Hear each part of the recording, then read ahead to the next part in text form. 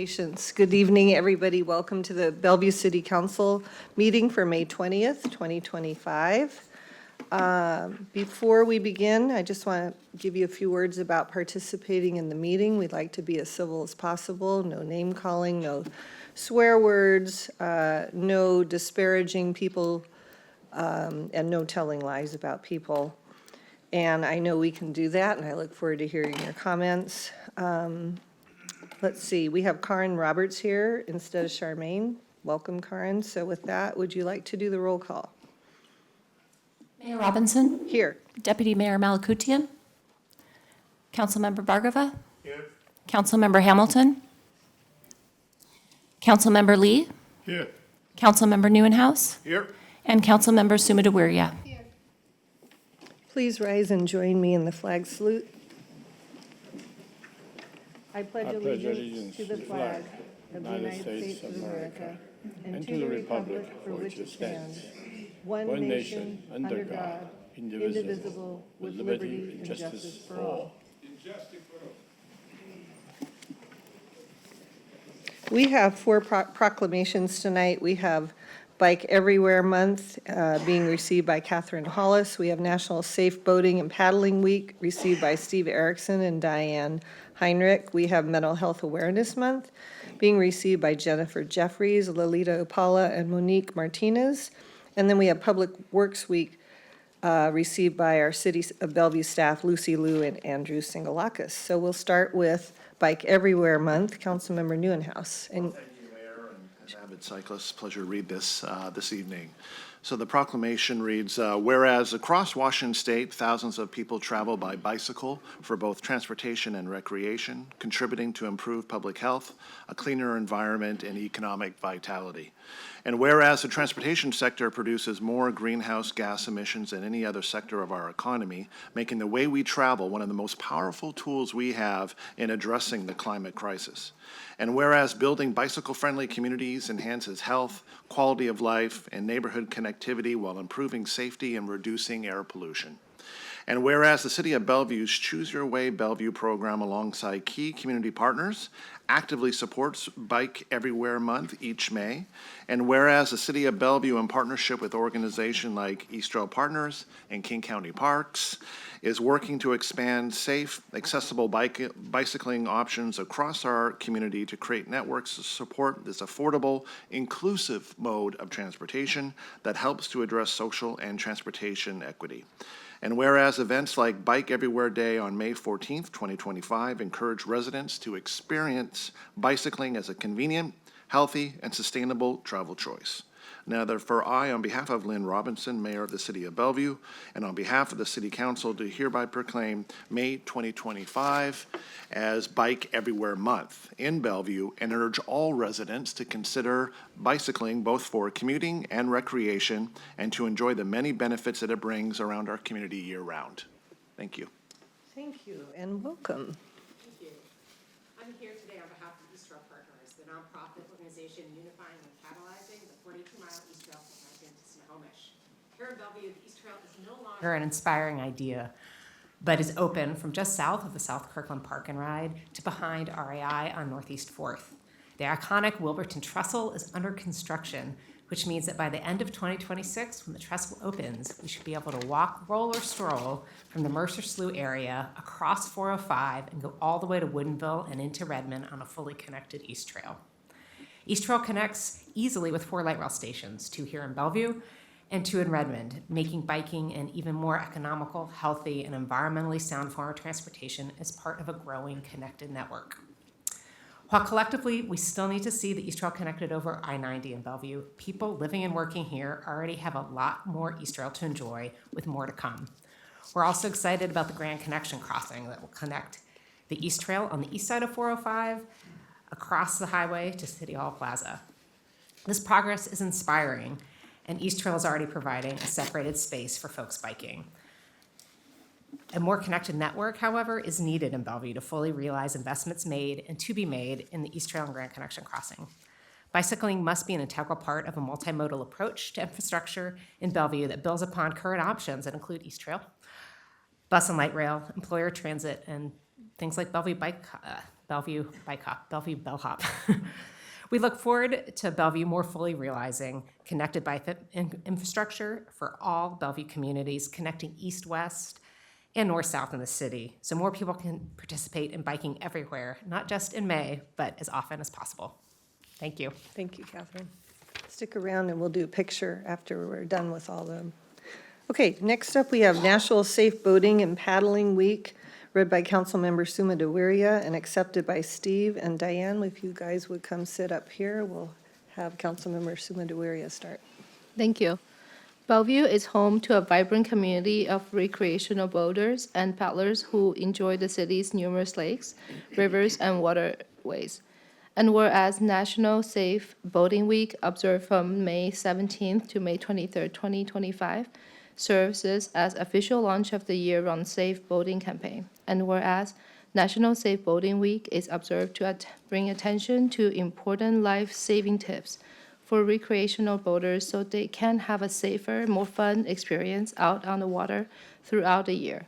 And whereas the Safe Boating campaign, including initiatives like Wear Your Life Jacket at Work Day on May 17, 2025, aims to promote the value of voluntary, consistent life jacket wearing by recreational boaters, and whereas in Washington State, paddlers represent a significant portion of recreational boating fatalities, highlighting the need for increasing awareness and education on paddling safety, and whereas the Safe City of Bellevue recognizes the importance of boating and paddling safety and supports efforts to educate the public on best practices to prevent accidents and save lives, including promoting the use of life jacket loaner stations where individuals can borrow properly fitted life jackets and no charge, to help increase life jacket use and raise awareness about their life-saving importance.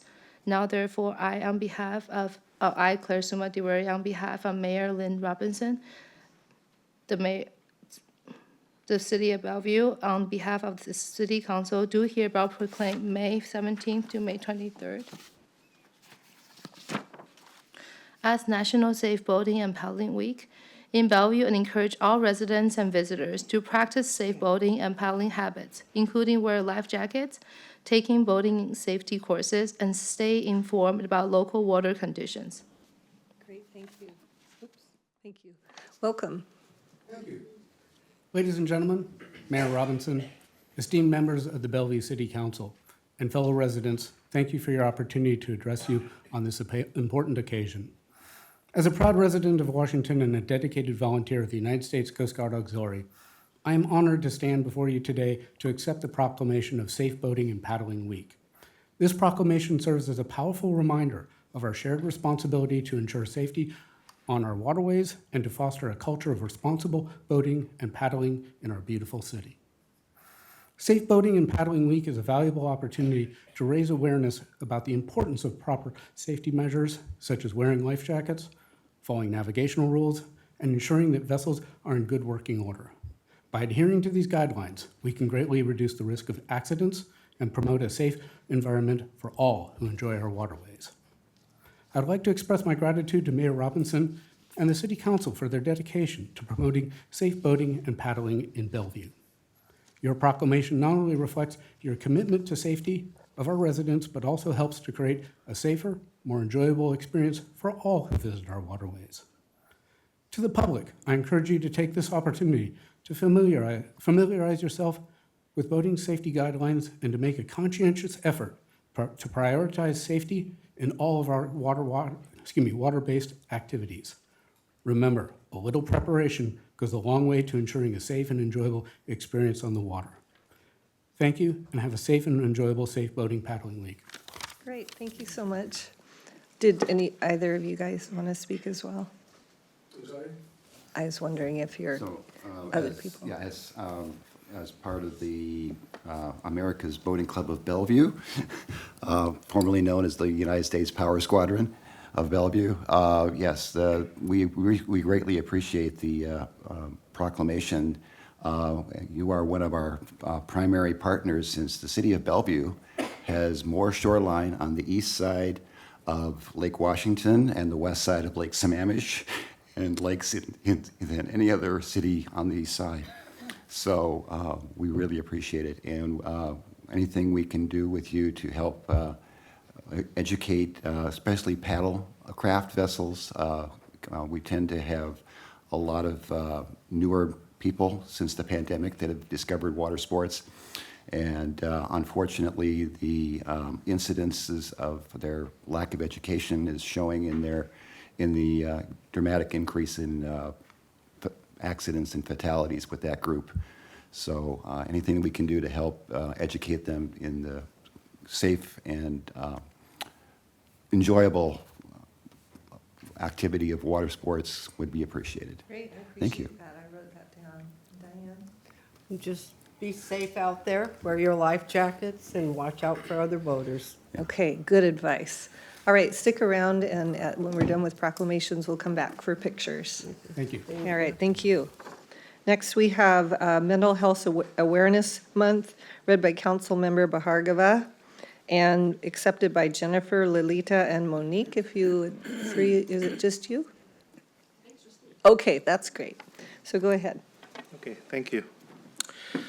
So whereas Mental Health Awareness Month has been observed nationally since 1949 to raise awareness of mental health conditions and the importance of mental health as an essential part of overall health, and whereas 1 in 5 adults experience a mental health issue in any given year, and 1 in 17 adults live with chronic mental illness such as major depression, bipolar disorder, or schizophrenia, and whereas long delays, sometimes decades, often occur between the onset of symptoms and when individuals receive mental health care, making early identification and treatment critical in the successful management of mental health conditions, and whereas mental health challenges do not discriminate, they impact individuals across all ages, races, ethnicities, gender identities, socioeconomic backgrounds, and abilities. Promoting mental health equity means ensuring that support and resources are accessible to all members of the community.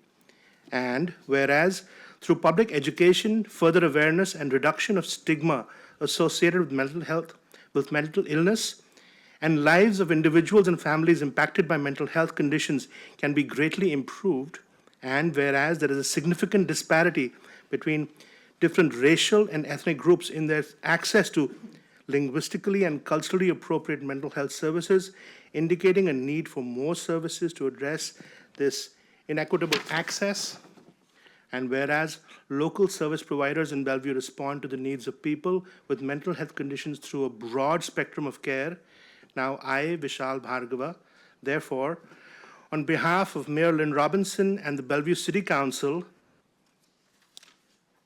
proclaim May 2025 as Mental Health Awareness Month in Bellevue and encourage all members of the community, along with businesses, schools, and community organizations, to increase awareness and understanding of mental health, mental illness, support mental health care, eliminate stigmas, and recognize the need for appropriate and accessible services for all. Thank you. Hi, Jennifer, welcome. As Executive Director of ICRON Greater Seattle, I'm proud to accept this proclamation recognizing Mental Health Awareness Month from the Bellevue City Council. My agency provides mental health services to clients here in Bellevue and across King County. We often see individuals at their most challenging moments when they're struggling and experiencing severe mental distress, having lost jobs, housing, relationships while struggling with their illness. The partnerships that we have, including the direct support we receive from the City of Bellevue, thanks to the leadership of Mayor Robinson and the Council, empower us to provide essential and impactful mental health services to those who need it the most. For anyone listening, I would ask you to share this simple message. Take the first step and reach out. If you or a friend or someone you know are struggling, make that first call. Not only could receiving mental health support significantly improve someone's well-being, it can end up saving someone's life. This work isn't easy, and I want to show my appreciation for my fellow therapists, doctors, nurses, peer support specialists, and so many others who have shown up, including through the unprecedented mental health crisis that accompanied the COVID-19 pandemic day in and day out. We are grateful for everything Bellevue has done and continues to do to prioritize the mental health needs of their community and fund critical services, investing where individuals need help the most. So on behalf of ICRON and the broader behavioral health community, I'm glad to accept this proclamation. Thank you. Great, thank you so much, and we'll call you back up for a picture.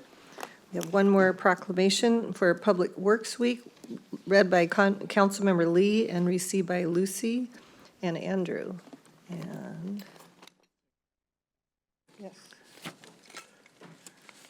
Whereas Public Works Service and the dedicated individuals who provide them are essential to the health, safety, comfort, and quality of life enjoyed by community members, businesses, and visitors of Bellevue.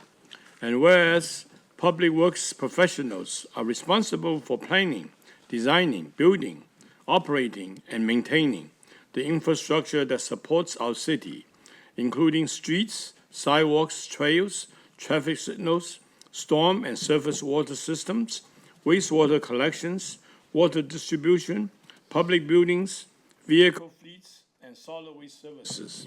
And whereas this year's National Public Works Week theme, People, Purpose, Presence, highlights the cornerstone ideals that inspire public works professionals to serve their communities each day, meeting the needs of people, guided by a strong sense of purpose, and maintaining a steady presence that often goes unnoticed, even as their work impacts lives in profound and lasting ways. And whereas the effectiveness and efficiency of these vital services rely on the commitment of dedicated public works staff who work together to keep Bellevue functioning, growing, and thriving.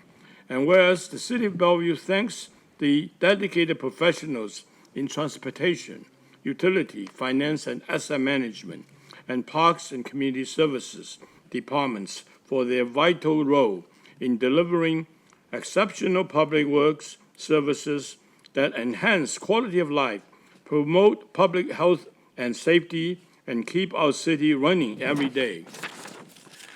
Now, therefore, I, Conrad Lee, on behalf of Lynn Robinson, Mayor of Bellevue, Washington, and on behalf of the Bellevue City Council, do hereby proclaim the week of May 18 through 24, 2025, as National Public Works Week in Bellevue, and encourage all members of our community to recognize and honor the vital role public works players and plays in advancing the quality of life in our city. Signed by Lynn Robinson, Mayor. Thank you, Councilmember Lee. Ira, Andrew, Lucy, welcome.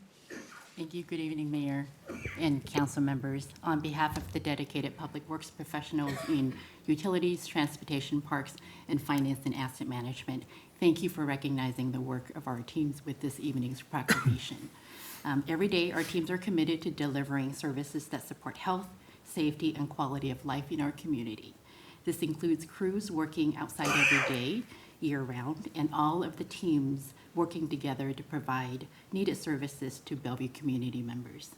Utilities work touches every corner of daily life, from delivering safe, reliable drinking water to maintaining vital wastewater, stormwater, and surface water infrastructure, and supporting reliable garbage, recycling, and composting services. These are the essential services that utility professionals provide on a daily basis. Transportation staff is committed to keeping our community moving safely, and there's plenty that happens behind the scenes and out of sight, from planning, design, construction, and maintenance of infrastructure to the administrative, customer service, and systems support that keep our transportation systems functioning. Our colleagues in finance and asset management plan, design, and construct new buildings and maintain over a dozen city facilities where Bellevue employees perform their work and deliver services to the public. The Fleet and Communications Division, which recently earned a national award, procures, repairs, and surpluses all equipment in the city's fleet of approximately 1,000 vehicles and equipment and 3,000 electronic communications devices. Parks and Community Services builds community by maintaining over 2,700 acres of parks and open space land, over 80 miles of trails, and maintains over a dozen major buildings such as community centers and a very popular aquatics facility. Each public works professional plays an essential role in the seamless operation of our city. Thank you once again for this meaningful acknowledgement of our team's efforts and commitment to the Bellevue community. Great, thank you so much. Can we do a picture?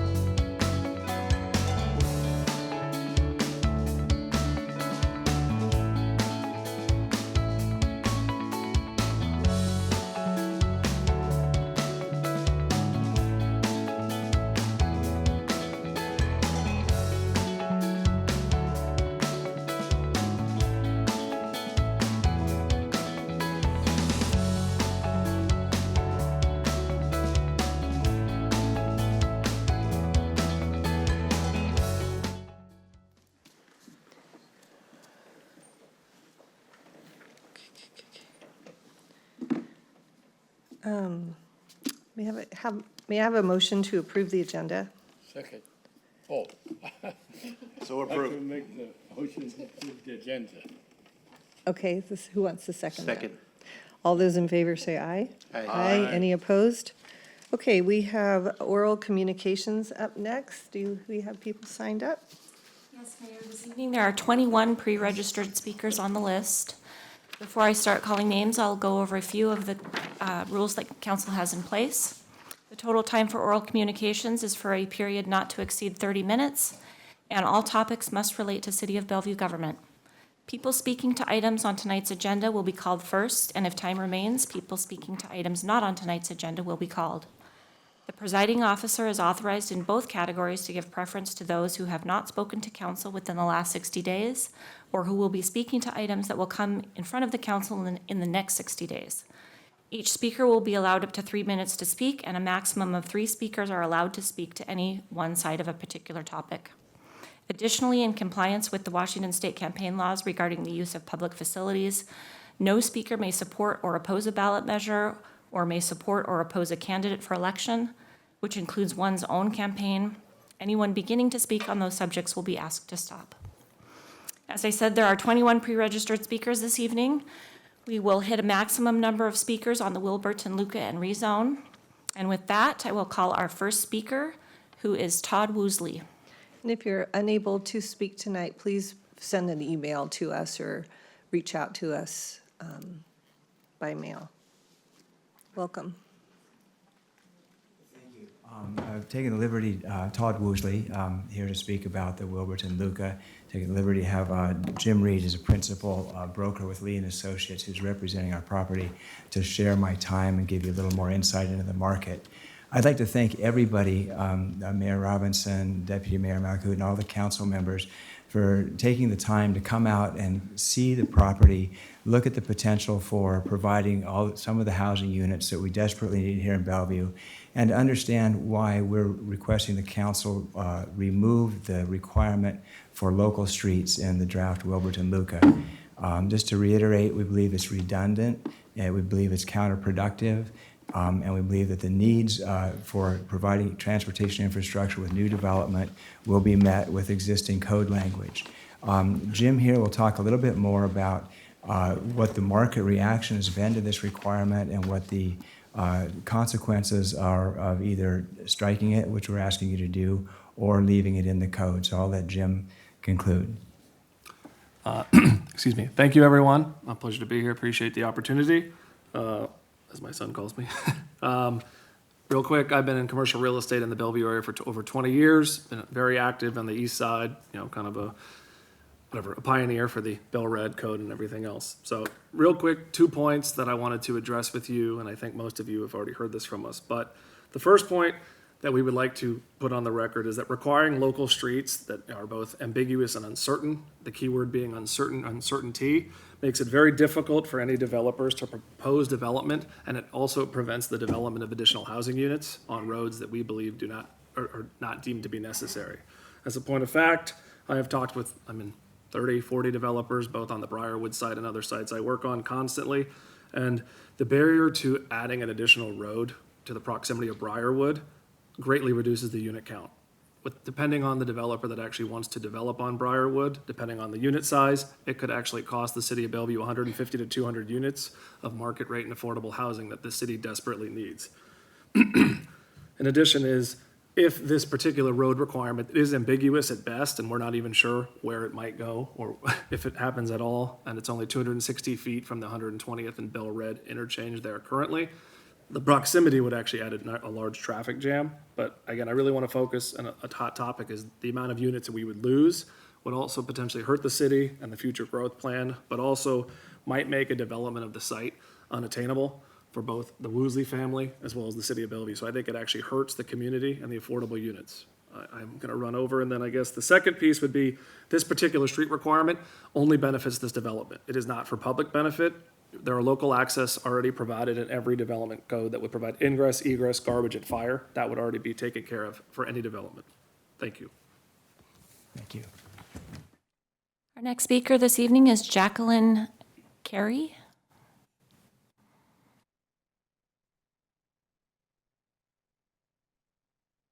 Good evening. My name is Jacqueline, or Jackie Carey. I'm a land use attorney here representing several property owners in the Wilburton area. One of those property owners are Todd and TJ Woosley, who are sitting here, and you just heard from Todd tonight at Briarwood Center. I think it's actually very fitting that we heard about East Rail and Bike Bellevue today, May 25th being Bike Everywhere. I am an avid cyclist myself. I actually take my kids to school and everywhere else on a big cargo bike. And when I look at the local streets that are being required in the Wilburton Luca, I would never take my children on my cargo bike and ride on those streets. That is not the type of connection that will facilitate biking around and walking around this new neighborhood. And so really it ends up being antithetical to a transit-oriented development, which we all want to see. I also really want to focus my comments on everyone's shared goal for Wilburton. We are all on the same page that we want to provide more housing, including affordable housing in the neighborhood. Local streets and requiring them without even seeing the projects that are being proposed, the specific projects on specific sites, ends up being a huge barrier to that goal. So we're asking you to make a motion to remove that barrier tonight. You're not losing anything in the new code by taking that requirement away. There's already a walkable grid of pedestrian, bike, and vehicular access that is required, not optional, but required to create smaller block sizes in Wilburton. Local streets are just one of those different types of access, and they're the most difficult to build, to pay for, to plan for, and to pull off, and they really don't do anything for people. They're a type of access that's prioritizing cars over people and cars over housing units. As you heard, we drastically lose housing units because of these wide local streets. Your transportation code already has language in it, totally separate from Wilburton, that allows the planners to require streets when they're necessary because of proposed development. So again, it's already in the code. It's not something new. This just puts the requirement there first and then forces a property owner to back out of it, which makes planning for development really difficult to do. Just to draw a picture for you, these are 67-foot wide streets that are being required. That's about 37 feet devoted purely to cars, driving lanes, parking lanes, nothing having to do with pedestrians and bikes. Then there's a little bit of space for, the in between and some sidewalks. But again, where are you going to ride your bike on a street like that to really provide that type of intimate, connected access that you want to see in Wilburton? The last point I'm going to make is we've been really involved in the Eastside Housing Roundtable over many years now. They wrote a letter about this. They are not weighing in on the local street issue. They've said that's an issue that City Council really needs to look at and decide. So we're turning to you to take a look at that separate from their recommendations. So we ask you to please remove that tonight as you move forward with the code. Thank you. Our next speaker is Anthony Havia, who is joining us virtually. Mr. Havia, can you hear me? Yes, can you hear me? Yes, thank you. Your time starts now. Thank you. I am a resident of downtown Bellevue. I live a few blocks from the library, so I'll be fairly close to Wilburton when this is built. I am speaking in support today of the staff and planning commission's recommendation. The staff are professionals. The current layout of downtown Bellevue and also the recommendations that the staff make in their letter. We're making this, for the people who live there. And local streets offer pedestrian access. They could be a pedestrian street. We want to make sure this area still remains walkable. It feels comfortable and safe. And option A provides a lot of those options to make that those of us that live here feel much safer, by the riding on the sidewalk or in the area or walking there as well. So that's it. Thank you for your time. Our next speaker is Brady Nordstrom.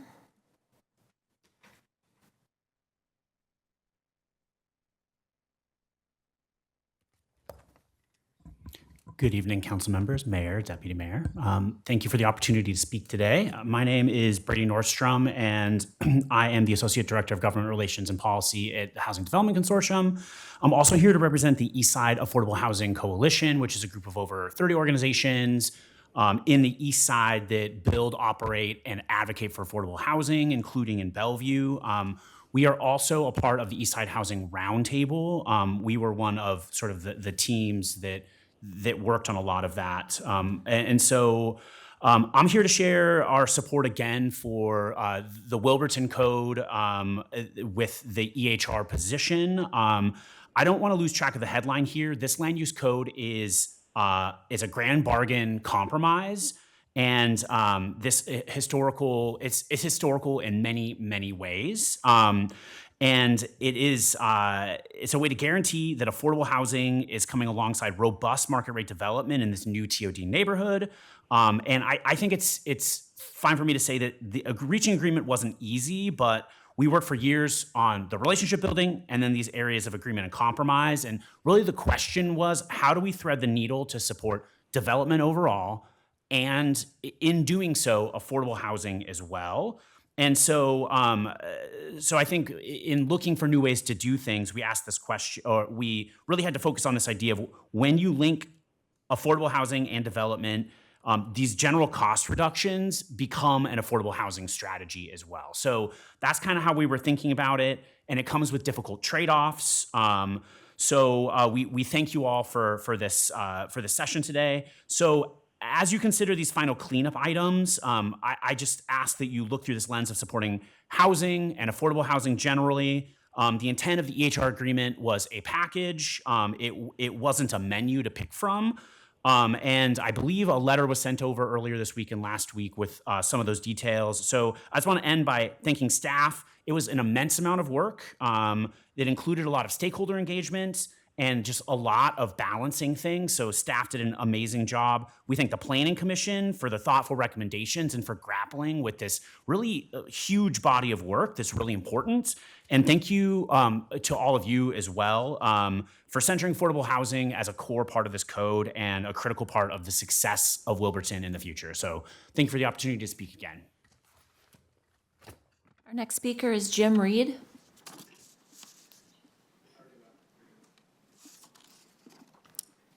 Our next speaker is Scott Aldridge.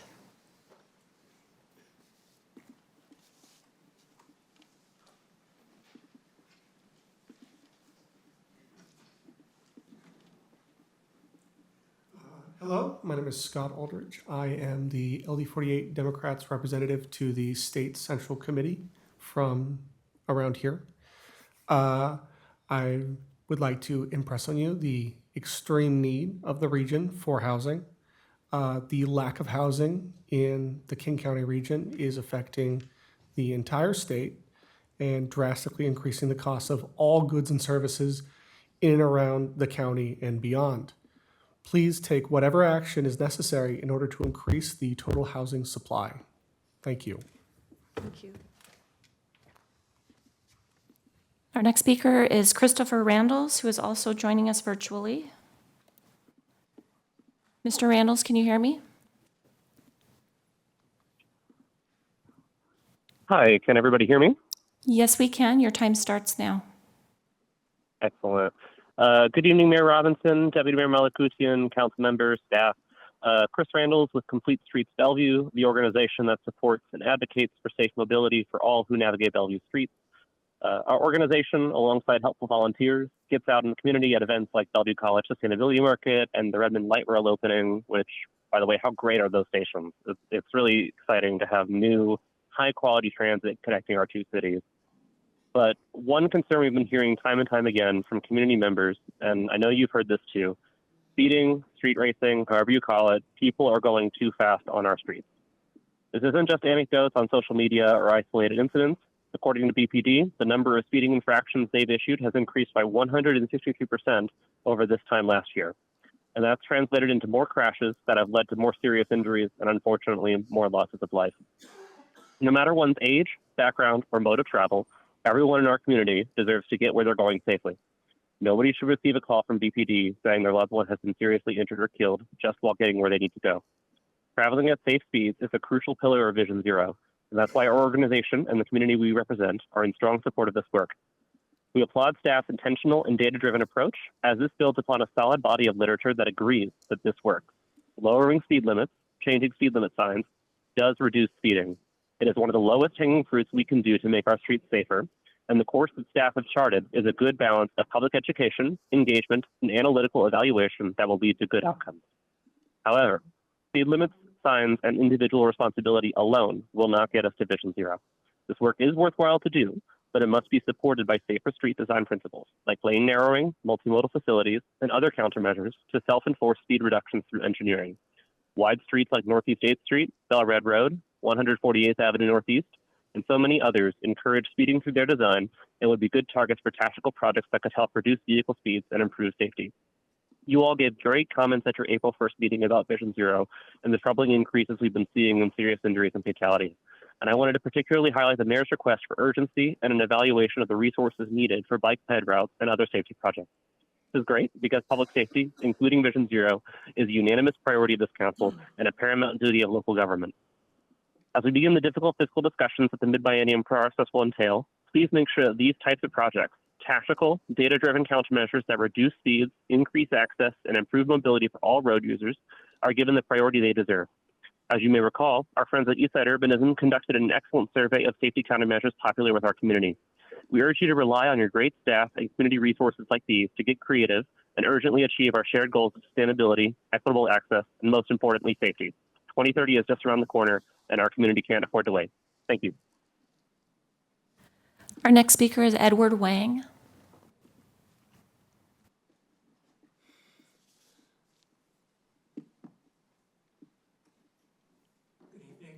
Council members. I wanted to take the opportunity again to speak in support of the Middle Housing LUCA. and I want to address some of the discussion last time during the council meeting. Many of you talked about the importance of affordability for the middle class.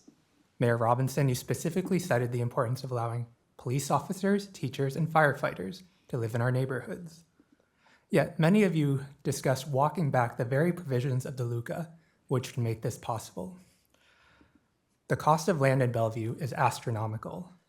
A teardown in West Bellevue can be $2 million or more. That's $2 million just for a house that's falling apart for the land that it sits on. So when we're talking about small-scale middle housing, things like 1 to 2 story cottages, it's hard to fit more than 2 of those on one lot. So the land cost alone for each house would be over $1 million. Once you get through design, permitting, and actually build the cottage, we're looking at over $2 million list price for a new cottage. That's a good option for some, but a teacher, firefighter, or police officer can't afford that cottage. So if we really want homes for the middle class, we need to go bigger. If you can split the cost of land 6 ways between 6 units, then the cost of land is only $330,000 per unit. Then we're able to get a finished home for just over $1 million. In other parts of Bellevue, east of 405, cost of land's a bit lower, and we can hit the $800,000 price point that I cited in my last speech. That's a home that teachers, police officers, and firefighters can actually afford. But to do this, we really need every piece of the proposed LUCA. We need 6 units per lot in as many areas as possible. If you reduce the radius, it's going to blow up the cost of land in the tiny pockets where you're allowing that density. We need the adjustments to setbacks, height limits, FAR, and lot coverage in order to actually fit the 6 homes for families on a lot. A lot of the work from city staff and the Planning Commission went into these recommendations. Please don't disregard that. So I urge you to adopt the proposed middle housing LUCA urgently and without modification, because that is what we need for all of us to have a future in Bellevue. Thank you. Our next speaker is Valentina Veneva, who will also be speaking on the middle housing LUCA.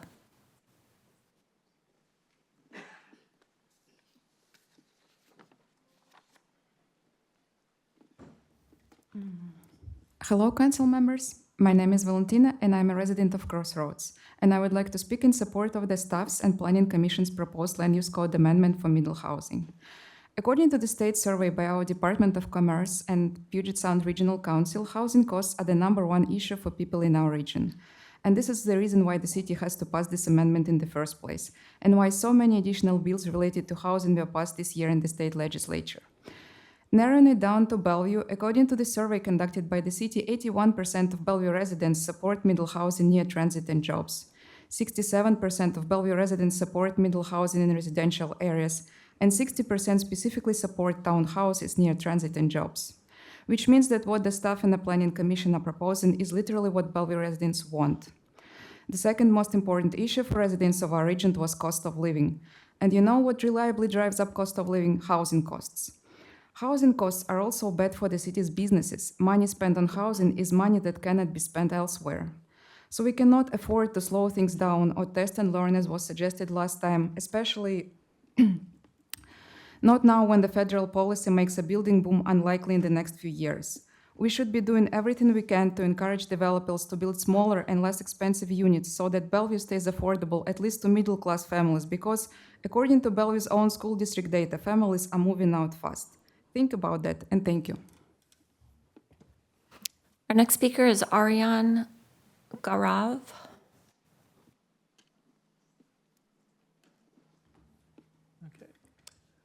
Hello, I'm Aryan Garav. Hello, council members. So I am part of a group called Project Helio, which is part of Youth Council. So we made an AI chatbot, which is available on a website called compassion8innovation.org.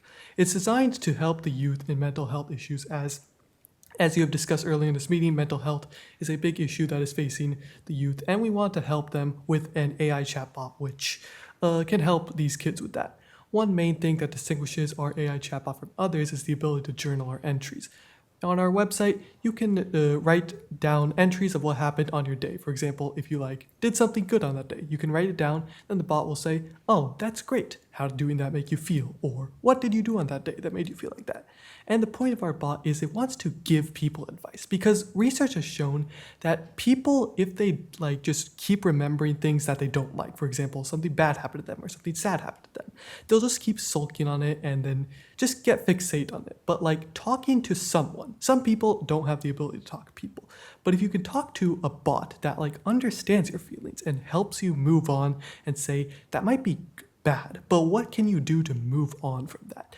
That helps people to do that, because journaling down your entries can make you accept what you did, not just say, I did not like that and I don't like that I did that. Additionally, our bot is intended to provide active feedback. It won't just say, oh, that's too bad that happened to you. It provides feedback on how can you improve it, or how can you not make it happen in the future. And it's not just about helping you with bad things. If you do something good, it'll say, that's great. How can you do it again? For example, you did good on your test in school. It'll say, that's great. How did you study for it? So that people can do it again. Overall, our chatbot is meant to help the youth, not only in bad scenarios, but also in good scenarios. That's it. Thank you. And our final speaker this evening is Victor Bishop.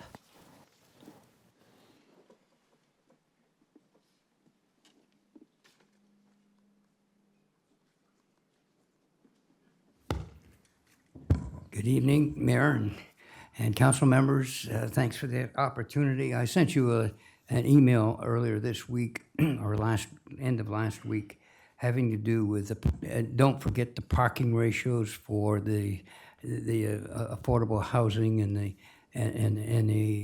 middle housing, and I want to reemphasize that issue.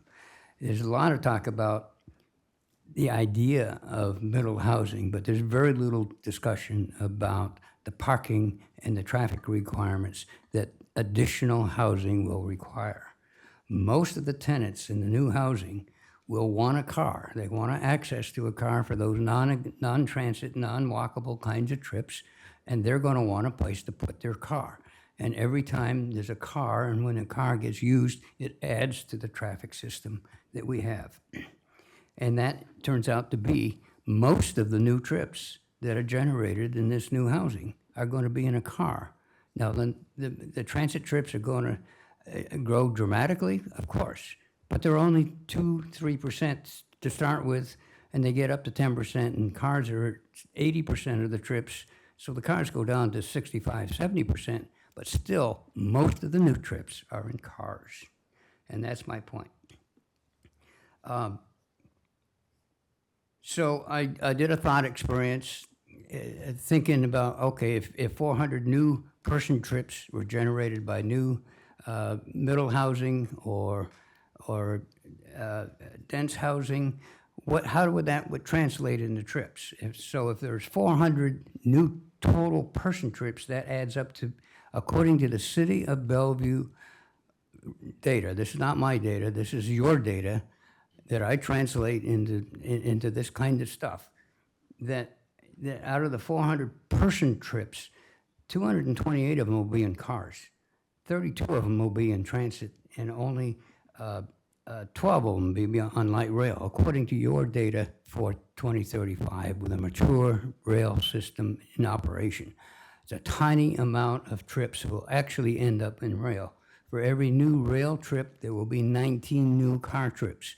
Every one of those cars need a place to park. So don't forget to allow for the parking ratios for your dense housing with 4 units or 6 units per lot. It really adds to the cost, and it really adds to the expense, but it's critical, because that's what our citizens use to get around in. And so thank you very much.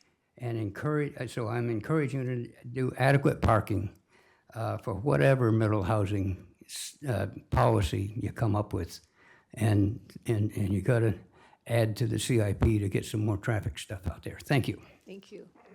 So Karen, how much more time do we have? Think about 6 minutes. Okay, so I'm going to invite more speakers just because I have not, in the way I tally it, tallied 3 of anything. So let's keep going until we reach our limit, and I will talk about how I'm tallying it, if you care. So from what I have down as far as people that signed up, we did have 3 in opposition of Wilburton, 3 in support of Wilburton. There's nuances in this, so we're talking about Briarwood, we're talking about support for the staff and Planning Commission recommendation, the support for the East Side Housing Roundtable recommendation. We have support for affordable housing. We have complete streets, talking about decreasing road speeds. We have middle housing. We have 2 people speaking to middle housing. We have somebody talking about AI, and then the last one was talking about parking ratios. So in my mind, those are all very different. So who's the next speaker? The next speaker on the list is Joe Fain. Okay. You're welcome.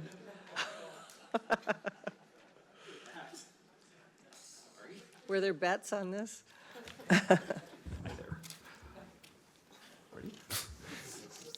That was remarkably good timing. Thank you very much. Joe Fain, Bellevue Chamber. I really appreciate the few moments to speak to the Wilburton proposal. Just a couple of items that I wanted to bring to folks' attention. Last week, the Eastside Housing Roundtable, which Patience and I co-chair, and unfortunately she couldn't be with us tonight, submitted some updated draft that tried to unify the chamber position and the EHR position so that there was no confusion about really what was being asked of council. And so there is a unified tracker that was sent to you last week and staff that identifies those key points. Of those, we're looking at items that have been around for quite some time during this conversation with regards to flexible access paths, with MDP vesting, with fee and lieu vesting, excuse me, with shared use paths and things like that. They're all designed to just improve the ability to develop housing in this area. The other thing that I really wanted to mention is the amount of daylight between where I think the Eastside Housing Roundtable and the development community and the chamber is and where the Planning Commission and staff ended up in their final work. It is just a sliver of daylight. The amount of appreciation that we have for the work that staff and the development and the Planning Commission did in putting together this proposal is immense. They did a phenomenal job of considering a lot of testimony, a lot of conflicting issues, and a lot of issues that really will help the development potential of this area. And so it would be remiss as we get further down the line and get close to completing the work of staff and council on this important rezone that we really acknowledge that the work that has been done to this date is actually just phenomenal across the board.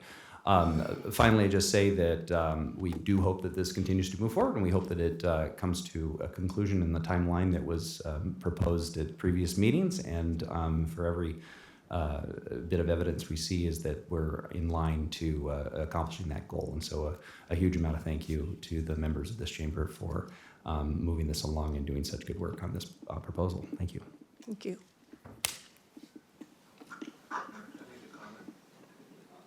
Don't usually do that. Can we get copies of the combined compromised versions in front of us before we start that study session? Maybe staff Yes, we're could. going to take a break and we can talk about it. Perfect, thank you. But I think we have another speaker.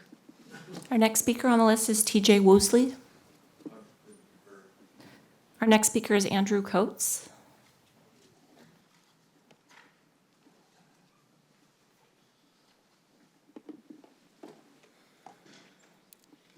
Council members, thank you for the opportunity to speak tonight. I'm Andrew Coates with KG Investment Properties.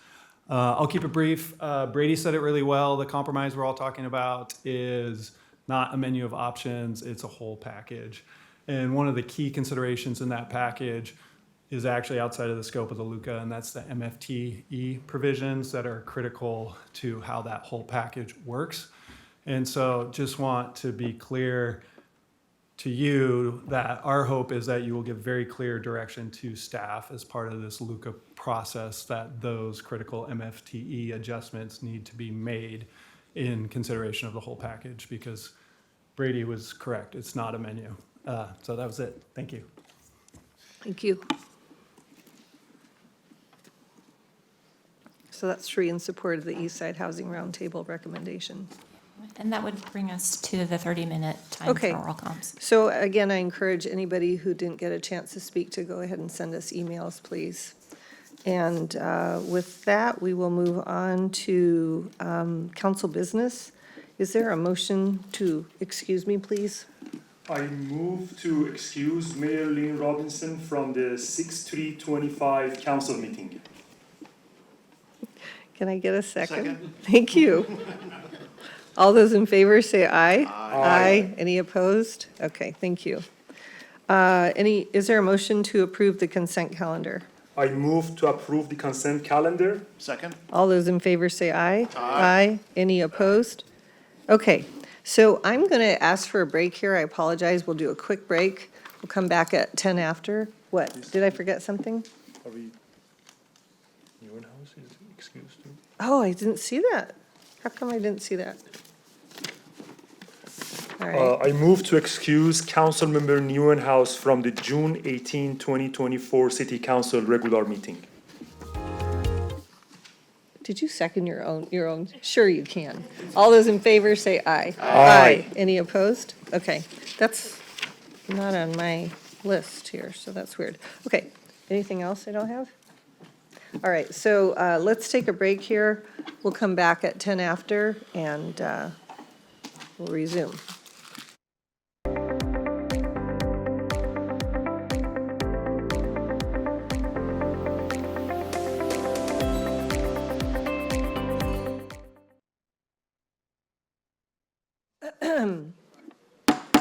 We are back in session, and I'm going to ask the people on the outside to move to the side because it is a wonderful sound funnel to the council. So we have two study session items, and I'm going to say that before we even get started, I'm going to ask council to give me a head nod, and I'm looking at you too, Dave, if we're good on just limiting our comments to 3 minutes at a time, but we can go around multiple times and until we are done. So are we good with that? Okay, Conrad, are we good with that? Yeah. Okay, thank you. And then, shoot, there was something else. Oh, well, I was just going to say, this is going to be a great conversation. We're all well prepared. This is going to be challenging for me because I have my own opinion, but then I want to be very open to allowing everybody the fair time to speak. So give me grace tonight because I'm thinking about a lot of things at the same time. So go ahead, City Manager. Thank you, Mayor and Council. On April 15th, the Council reviewed the Planning Commission's recommendation for the Wilburton TOD Land Use Code Amendment, or the LUCA. And during the discussion, the Council had a series of questions and also asked for some additional information from staff. So staff is back tonight to provide responses to your questions and that additional information to support the discussion tonight.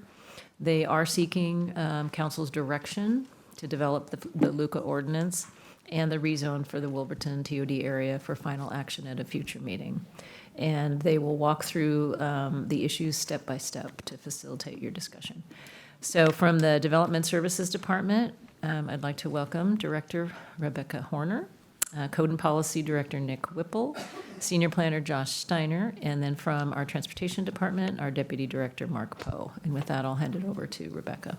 And I'm going to interject one more thing. So we are going to go through the whole presentation, and then we're going to come back and take each item at a time that's on our cheat sheets. Does everybody have an updated cheat sheet that has, it says update, like next to the fee in lieu vesting, you can see update in the middle column? Yes? So we're all good with that? All right, thank you very much. Thank you, City Manager Carlson. Mayor, Deputy Mayor, members of the council, Rebecca Horner with Development Services. Very happy to be back after last month's discussion where we had Chair Geppel from the Planning Commission. And we are going to review a few things today with you. I'll go over we're going to ask for direction on a few key issues relative to some outstanding items that we wanted to go into deeper discussion today, including access corridors, open space, fee in lieu vesting, master development plan, and off-site affordable housing, and hopefully a direction to prepare the ordinance to bring back for final action at a future meeting. So our agenda this evening will include recapping the background of how we got to where we are today, in addition to discussing the recap of the April 15th meeting and getting into that deeper discussion on those land use code amendment topics listed here, and then asking for that consideration of that final direction. So with that, I will pass it to Josh, who is going to cover the background for us. Thanks, Rebecca. So just a brief background on this project. So the purpose of this land use code amendment is to implement the adopted Wilburton vision through the land use code. There are a couple key ordinances that provide the policy framework for the LUCA. Those include Comprehensive Plan Amendment 6802, Ordinance 6802, which was adopted in 2024, as well as the citywide Comprehensive Plan Ordinance 6811, which was adopted in October of 2024. There are a few key topic areas that were adopted through policy that we're incorporating into this land use code amendment. These include cultural and community connections, so topics such as creating a vibrant identity and an active, vibrant identity, creating and supporting a unique mix of businesses, multimodal connections, and then regarding future land use, encouraging and supporting the trail and transit-oriented development within the area, a diverse and affordable housing stock, and providing a range of affordable of implementation tools through the land use code.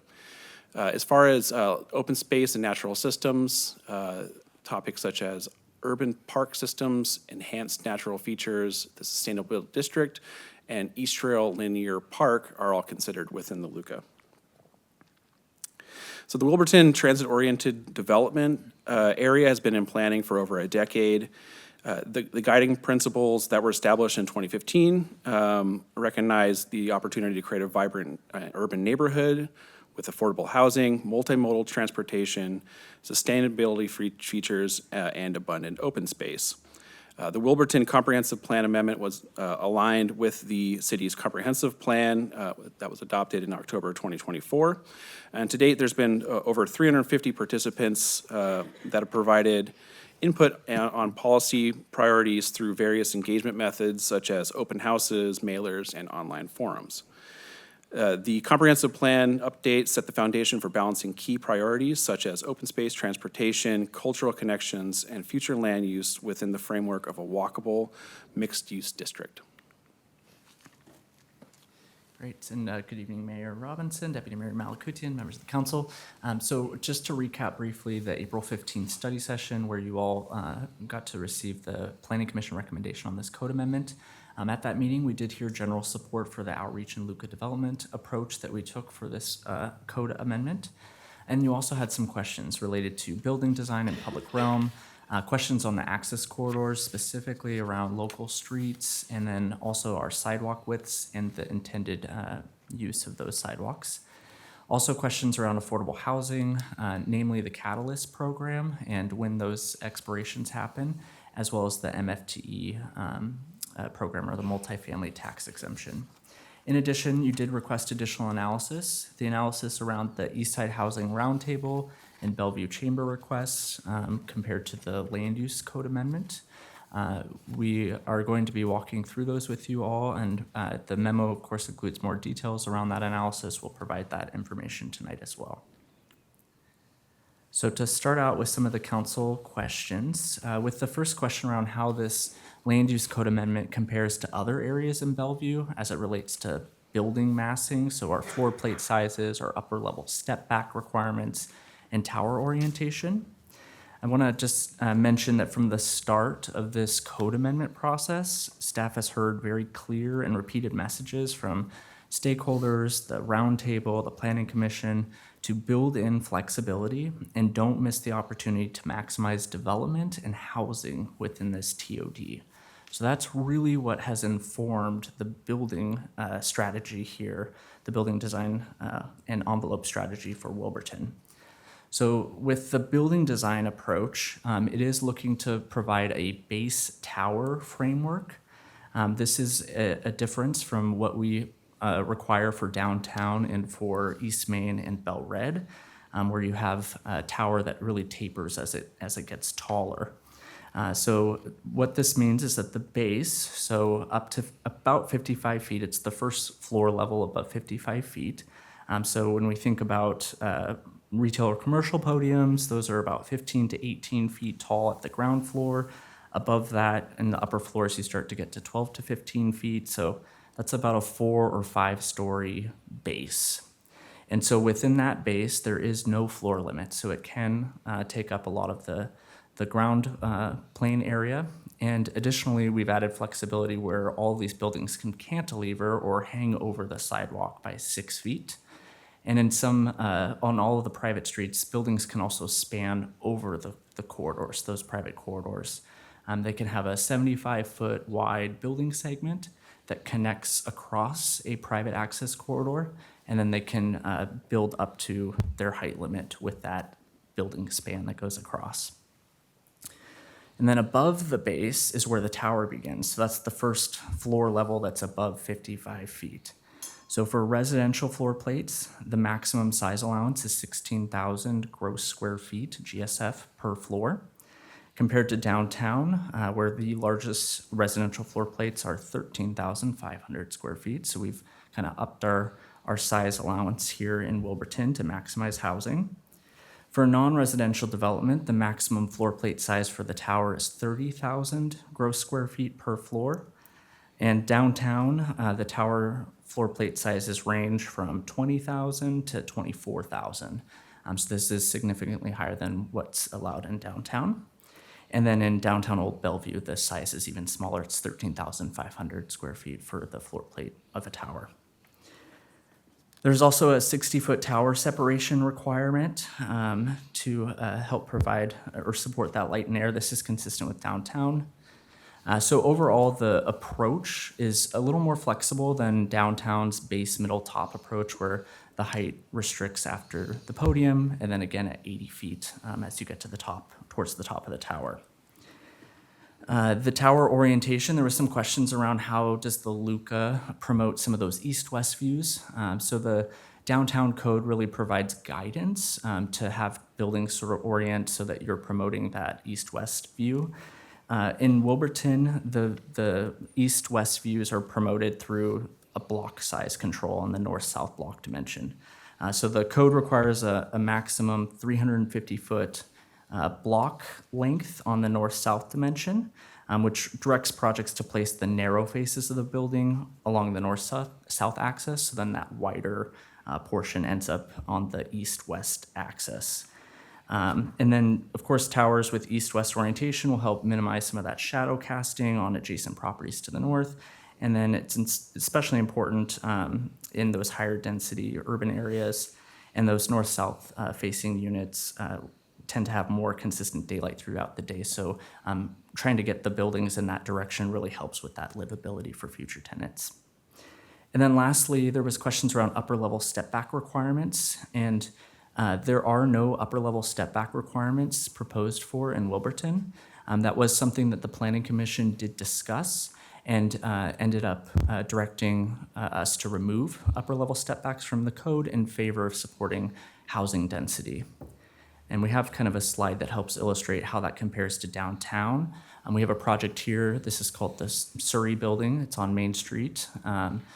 And this is showing what a 15-foot upper level step back in downtown looks like in practice.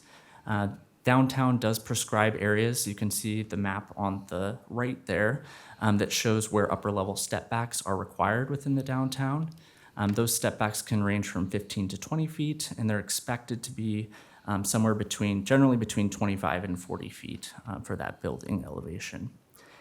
So you can see some of the potential or the kind of density impact when you're having to eliminate some of the floor areas above where that step back is. So there is certainly some trade-offs with this type of requirement. And again, the discussion with the Planning Commission was err on the side of let's maximize the housing density here in Wilburton. So moving into another question around how the Land Use Code Amendment promotes light, air, and a comfortable pedestrian experience. So we just described kind of what those podiums look like or the base of the tower.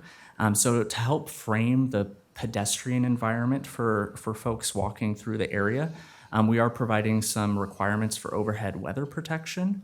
And then that would be paired with some active uses along most of the building frontages. We're also really focusing on some street level openness because we're allowing large podiums, potentially 66 feet or taller based on how we were breaking down those floor plate sizes or floor to ceiling heights. There's a little more emphasis on making sure that we preserve openness and a sense of scale at that street level. So really goes to the next kind of point around balanced scale. So the building massing flexibilities really do put a lot of pressure for that corridors to provide the light and air that will help at least with some of the livability. The massing standards, again, were really evaluated on ways that we can maximize the type of housing development here that we'd like to see. So to ensure that the public still benefits from access to light, air, and views, it's really important for those corridor widths to be providing the space to invite folks through the sites. And also, of course, avoid some of that canyon-like environment where tall buildings kind of line both sides of the corridor, and you don't see any sort of scale relief as the building gets taller because those step backs aren't required or the floor plate restrictions maybe aren't as large as in other areas. And then we had another question here that I'll turn over to Mark Poe around local streets specifically and let him talk that through. Thanks, Nick. Good evening, Council. This slide speaks to the local streets, and just as a point of clarity, we'll be talking about a couple of street typologies tonight. The local street is the only street that is publicly owned. We'll talk about some of the benefits of that on the next slide. And it's currently represented by the map that you see on the right of this slide. So there's a few local streets remaining throughout the years, starting with the CAC. There was a more robust public street network assembled more into a grid that has been changed over time to what you see tonight. So this slide speaks to some of the considerations for these local streets. First of all, they are supported by the comp plan. The transportation goal for the comp plan is to provide a safe, walkable, bikeable neighborhood, incorporating an integrated system of streets and through block connections for active transportation. Do feel that these few remaining local streets do encourage that comp plan vision. The next point really speaks to the advantages of a grid system of streets, which really provide for accessibility, direct line connections, minimize of travel for both vehicles and pedestrians. And although this is not a full grid system of streets, these spine streets through these sub areas will promote the remaining streets or facilitate those remaining streets to possibly assemble in a grid. But to be clear, the LUCA you're considering tonight does not require any of the streets, whether they're local or privately owned, to be assembled into a grid system for walkability. That's something that you should consider. It does guarantee direct access to arterials and the Wilburton Light Rail Station. That's no more apparent than Northeast 9th Street on the south side of Lake Bellevue there. It connects from the very important intersection of 120th and Bellred Road on the east not close to, but to the front door of the Wilburton Light Rail Station on the west. That's a very direct connecting street. So if you live on the east side of the sub-area and you commute by light rail, you'd be able to get onto this public facility and walk directly to the light rail station. In terms of scale, the local street probably promotes the scale a little bit better because it's a little wider street, and it is more in scale with the adjacent 250 to 450 foot buildings as Nick just described. And we'll go to the next slide on the public ownership of these local streets. So what are the advantages of public ownership? First of all, streets, I've been working with them for a long time. They don't maintain themselves and they do require a lot of maintenance. So with the local streets, the few that remain in Wilburton, you will get public maintenance. Street pavement, potholes are addressed, sidewalk, and the heaves that result from adjacent street trees will be addressed, signs, streetlights that burn out, snow and ice, ADA facilities, etc. Also public enforcement. So these streets will have cars on them, most of them, so enforcement of speeding, parking, obstructions on sidewalks such as dumpsters or garbage cans, and also importantly, in Bellevue, as you know, bike riding on sidewalks is legal. Bikes are becoming more capable and quicker, if you will. So that enforcement of bikes and scooters is also can be provided for. And lastly, you get a public response. After we get through this process, after the construction is done, and people start living in these neighborhoods for the next decade, 20, 30 years, and these street issues need to be addressed. If somebody has an issue, they can call the city, they can get a high quality response either to their email or their phone call, and they'll get a high quality response in the street by fixing the pothole or fixing the street light. That's the advantage of one of the advantages of public ownership of these local streets. There was a specific question about one particular local street through the Briarwood Center. This is an area bounded by 4 arterial streets, 120th, 124th, Northeast 12th, Bell Red Road. As you can see, this road, per the comp plan vision, does provide that direct connection, high quality connection, public realm, natural desire line kind of through the middle of the sub area, and it will support the additional development of grid pattern within that area. I think somebody spoke to this area earlier during oral communication. They said basically this local street, which would be 67 feet wide, is really dedicated mostly to vehicles, and its width is mostly dedicated to vehicles. But I would have you consider that the street is only, for vehicles, is only 20 feet wide. That's the least amount that we can have to have emergency access. So yes, there are parking bays on both sides, but that's not really dedicated to the vehicles. That's more dedicated to street level activity and to support the adjacent retail at the street level. So you have that activation of space. And last slide for me here is on the sidewalks and the sidewalk cafes. There was a question about this at the last meeting.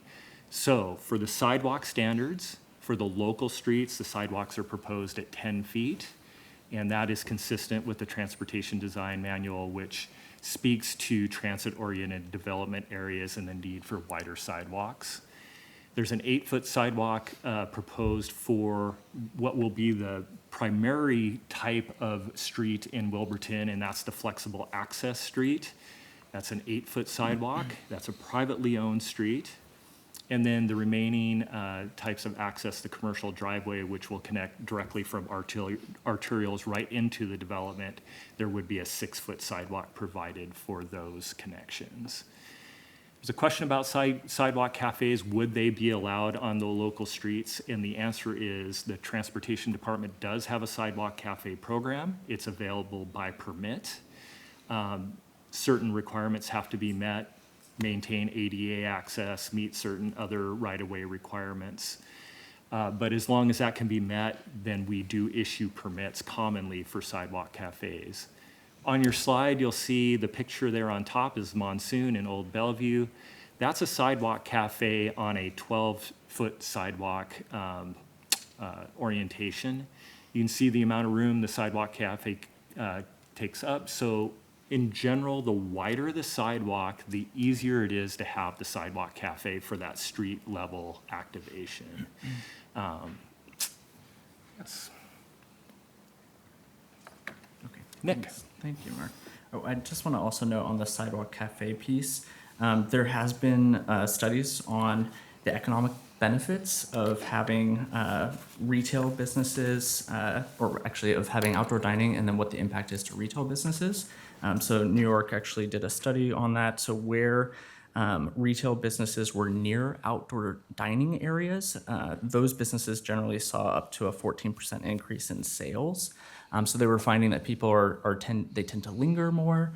So the main takeaway from that study that they summarized too was that better streets mean better businesses, and having that space for people to really linger and feel like they're able to use it other than just for routine travel and more of a pleasant experience helps kind of increase the economic returns on that as well. So moving on, there was another question about when does the Catalyst program relating to affordable housing expire? The Catalyst program, as recommended in the Planning Commission, LUCA, is to support near-term development and to ease into this mandatory approach for affordable housing. So this would offer a 5% affordable housing requirement for the first 500 units or until June 1st, 2026, whichever is later.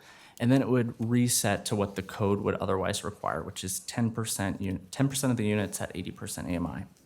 There's also a fee reduction that's with the Catalyst program. So this would offer a 25% fee reduction for the first 500 units, and up to 1,000 units can vest to that reduced fee.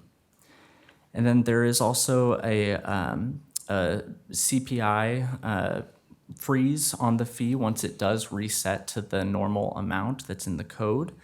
So no adjustment for the consumer price index or inflation adjustment until an additional 750 units are permitted, or until June 1st, 2027. And then for the commercial catalyst program, it's very similar. Instead of using units, it uses square footage. So the 25% fee reduction applies to the first 600,000 square feet, or until June 1st, 2026. No CPI adjustment until an additional 850,000 square feet is permitted, or until June 1st, 2027, again, whichever is later. And then separate from the commercial catalyst program, there's also another program that applies just to life science uses and to medical office uses. This is a 50% fee reduction for life science and a 50% fee reduction for any medical office.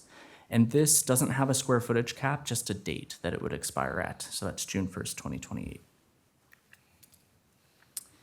There was also a question around how the multifamily tax exemption program would work with land use code incentives and requirements. There's also interest in a stakeholder request from the roundtable to amend the multifamily tax exemption program. That is something that we have shared that feedback with the Office of Housing, and they have committed to coming back to you all separate from this conversation tonight to address that stakeholder request and provide you all with some information around that and options.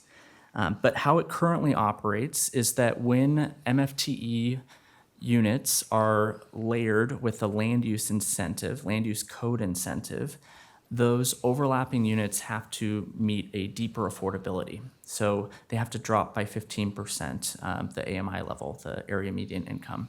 So a common example, if the land use code requires units to be set at 80% AMI, then if they layer that with MFTE, those units that are getting the land use code incentive and the MFTE benefits would have to be dropped to 65% AMI for a 12-year period. After the MFTE period expires, those units get to reset back to what the land use code would have required, which is the 80%. This deeper affordability requirement was a policy decision that you all made and adopted into code in July 2021. We have had 6 projects go through and get certified in our MFTE program. 2 out of those 6 projects have combined both the MFTE incentive and the land use code incentive. which has resulted in 54 units at deeper affordability. So you can see that it has at least provided some units at that deeper level. Okay, so now we're going to transition into the outstanding topics, and then we'll be launching into those option tables after we share just 2 slides on helping you understand the 7 kind of areas that we're looking for direction on. So we've broken these out into 2 categories. So there's 4 items that relate to site design, and there's 3 items that relate more to permitting and administrative type functions of the code. And so first with site design, we did want to at least show an example of a project in downtown just so people can help visualize what some of these site design concepts are in practice. So the project example that we picked is a project developed by Vulcan called West Main. It's located on Main and 106th Avenue Northeast across from a coffee house on the other side of the street. And you can see from the image here that there's a few items that we're trying to compare to the Wilburton concept. So we'll start first with local streets. So as Mark noted, these are the only public dedicated streets that we are requiring in Wilburton. So we're using 106 Avenue Northeast as a comparison here, or something that's somewhat similar. The similarities are really around the parking requirements that you see. The landscape strips, those are 5 feet. That's what's proposed in Wilburton. And then the sidewalk width. The sidewalk width here is 11 feet. The Wilburton code is proposing 10 feet. Where 106 is not similar is the lane widths and just the overall width of this street. This is a much kind of bigger street than what we're proposing for in Wilburton. But the facilities, the pedestrian facilities are comparable, and the on-street parking requirements are also comparable. The other concept we wanted to talk through with you all is the flexible access street. So these are the private streets that will make up most of Wilburton. We are using 105th Avenue Northeast as an example. This is a private street in downtown, and this street has an 8-foot sidewalk, which aligns with what the Planning Commission recommendation is for sidewalk width on that flexible access corridor. It also contains a planter strip, and we've got a street view when we get to that slide, so you can visualize that a little easier. The other item is a shared use path. So this is another option that could be used to delineate a block or to help frame the block, so you're creating these smaller walkable blocks. This site is about 4 acres, so under the Wilburton code, they would have to break this up into 2 blocks. And so you can see where they might achieve that with those 2 shared use paths that we're showing. The one to the north, is that north? Yeah, that's north. You can imagine where you're seeing buildings spanning over. That is similar to what we would allow for in Wilburton as well, as those buildings to span over the corridor. And so that's where we're saying a 14-foot path. And then the last item is the open space relating to site design. And so you can see the open space is kind of delineated there in red. The requirement in Wilburton that's proposed is 10%. That's similar to downtown and similar to what this project had to provide. We also layered in the shared use path there. So you can see, because the Planning Commission, again, wanted to maximize the development capacity, didn't want to have our corridors be separate from open space. They wanted to view those as, let's blur the lines a bit and let's make sure that if people are setting aside land for circulation, if it's a pedestrian circulation, let it count towards your open space. So it's included within the red box because it would be counted towards that open space requirement of 10%. The other topics are a little drier, couldn't find a graphic to fit, but we'll talk about fee in lieu vesting, master development plan framework, and then we'll also touch on the affordable housing, off-site performance for affordable housing for commercial development.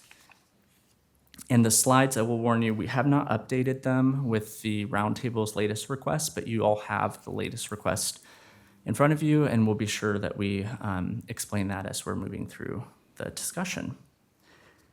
So we'll start first with local streets. So this is a cross-section of what that local street would look like. So this is a 67-foot wide corridor is what's being proposed. You can see with that section that requires then 2 10-foot sidewalks, a 5-foot amenity zone, that on-street parking area, and then the 20 feet for vehicle travel. So the example that you're seeing on the right is just a Google image or Google Street View where you can see the pedestrian crossing there. You can also see the on-street parking and the landscape strip. So all of the dimensions align. The parking bay, the planter strip is 5 feet, and then the sidewalk, like I said, is 11 feet in this project example. The recommendation in Wilburton is 10 feet. And so we'll have Mark kind of walk through the differences between the options here. Yeah, so option A is the Planning Commission recommendation. It is, as Nick said, a 67-foot corridor. He just went through the cross-sectional elements of that. It mostly differs from the Housing Roundtable recommendation of 59-foot through just the sidewalks. The sidewalk width has been reduced from 10 feet down to 6 foot on both sides with the East Side Housing Roundtable recommendation. That is the main difference. Still a public roadway, publicly maintained and enforced. And then I wanted to just add just some other notes just on the recommendation here. So the TOD area, so Wilburton, TODs in general are designed, of course, to concentrate people, residents, workers, visitors all around transit. And we are planning for a significant amount of growth within the Wilburton TOD. So this 300-acre area, we are planning for 4,900 new housing units and 11,100 new jobs within the Wilburton area. The zoning, the capacity would allow up to 14,800 housing units in the area. But in the next 20 years, which is kind of the planning horizon we're focused on, we expect to hit around 4,900 new housing units in that 20-year timeframe. So we do expect high pedestrian volumes in Wilburton, both from the residents that live there, the visitors. We're connecting downtown through the Grand Connection. East Trail is also through the Wilburton area, supposed to have some of the highest volumes, more comparable to what we see on the Burke-Gilman Trail. Around the U District area in South Lake Union.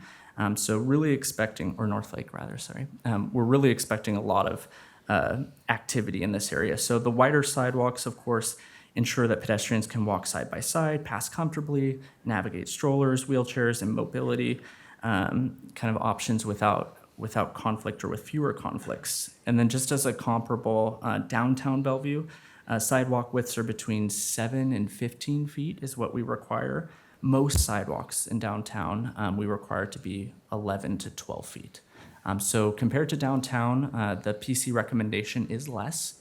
But we do, again, we were very aware of the feedback around maximizing housing development. So that was the trade-off that was discussed with the Planning Commission. And so with that, Mayor, we thought we might pause then for that discussion.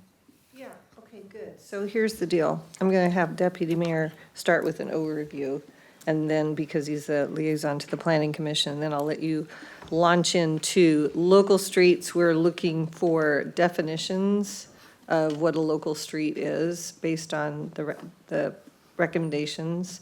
And then we can also talk about the location of local streets based on the map in front of us, right? Does that sound good? Okay, go ahead. Thank you, Mayor. Yes, I would love as a liaison to Planning Commission, first of all, thank you, staff, as I did the previous study session. Thank you, all of the stakeholders, including Roundtable, and thank you, Planning Commission. This is amazing, and I just wanted to share some thoughts about how we get to this amazing balanced lookup. We granted significant value through increased height limits up to 450 feet, flexible FAR, or there is actually no FAR. The code is just basically required by height limit, and many flexibility that Nick went over them in their debrief. And we are just basically asking less requirement than downtown for safe and walkable street. This is a result of months of careful collaboration, as I mentioned, between staff, stakeholders, roundtable, planning commission. Not only our staff brought their expertise, they followed many standards like NACTO, and they also consulted with 2 different consultants. The plan is like a puzzle. I love when Andrew and Brady mentioned that they are all work together. I'm not sure if they meant after the Planning Commission recommendation or before, because I think the whole plan worked together very well, is balanced, is like a puzzle, but after planning recommendation. And to just give you an example is about open space. The Planning Commission wanted to have more density, so they said, let's just include sidewalks, landscaping, planters, all part of that 10% open space. That was the compromise that the Planning Commission did for more density. This is amazing negotiation. I think the plan is like puzzle, so if we move any piece, is going to not have that balance. As I mentioned, the push for density was not to just FAR, there is no FAR limit. The largest floor plates in the city for both residential and commercial buildings is in Wilburton. We don't even have a setback like downtown that there is a proposed 15 feet setbacks, again, because we know that we need more housing. And again, we are maybe even risking oversized towers up to 450, but again, we all want density. The bottom line here is, this is if we start changing pieces in this plan without considering how they are connected to everything else in Luca, I think we are risking undermining months of careful work and balanced solution. And I think we need to look at the whole big picture. So that's my overall comment, and Mayor, if you don't mind, I just go to local street. Perfect. I think you perfectly mentioned why we need local street. These are very few public streets that we need for connectivity and provide a main spine to promote a grid and block system of streets and paths for car and walkability. We need this straight line connectivity that hopefully encourage additional grid street formation. And again, I think I love that point that you said, this is not just for right now and what existing we have. It is for something long in future when all of these developers happen. And I think I would love to, we all have that big picture. I think the consequence of not having local street is going to be less public realm that is going to, after all of this upzoning, I think won't be appropriate. There would be less direct connection in this Wilburton area. And I think the other thing that you mentioned and captured my attention is you said this LUCA doesn't require assembly of streets and paths into a grid blocks that align. That's correct? So if we just leave that to developer, that could be result in private roads and paths might not align or connected. So that's going to be an issue. And I think I am aligned with this public street because of maintenance. If we put it on the private developer, is not going to be assured, especially after developer is done. And I think the other thing is enforcement. As you guys know, roadways required enforcement, speeding, parking, and all of those garbage, sidewalks. So I think that enforcement is also a key that I advocate for having a local street. That's my comments, Mayor. Okay, perfect. Thank you so much. Councilmember Neuenhuis. So let me just go where we're looking at local streets, option A, B, or C, or a hybrid, and whether you go with staff recommendation on where those streets are or not. Couple of quick questions before I give you my answer.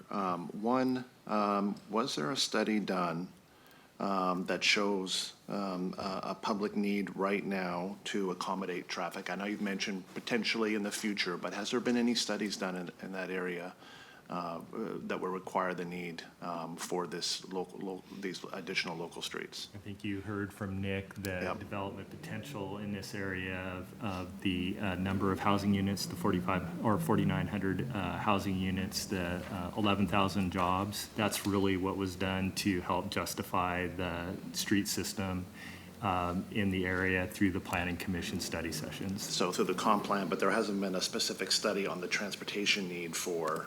The study just came up with the number of jobs and the number of housing units that will be available in here. So that's really all that's been done there. And if I could also note at least the environmental analysis that was conducted as part of the comp plan periodic update, Wilburton was included within that scope of the EIS, the environmental impact statement, and it did analyze at least some of the density and some of the impacts around our transportation infrastructure. So that certainly informed some of the planning process here as well. But the code does provide flexibility to modify this requirement if that need is not in fact deemed to be driven by the project itself. So this is really more of a way, yes, to meet some of the transportation needs, but also to provide really a grid on how we want to evolve the TOD with more walkable blocks. But the transportation kind of piece is still important, but I would say that there's other kind of priorities that go into informing the way that this street grid is proposed. Okay. And then, as we heard during oral communications, and I know it's just one specific area, but having the local street could potentially result in the loss of 150 to 200 units. Has that been confirmed by staff that that is indeed accurate, that those number of units could be lost? That has not been confirmed, and I would say there are multiple ways to redevelop sites and multiple kind of options that developers have that they can avail themselves to in terms of that building envelope strategy to maximize density. So it's really hard in areas where all of these streets are planned. They have an unlimited floor area ratio for residential development, both in our areas that we allow 250-foot towers and 450-foot towers. So even assuming, what the density of some of those projects could be, you have to make a lot of assumptions around unit size, around what the podiums look like, whether they were fully maximizing every floor plate up to the max height.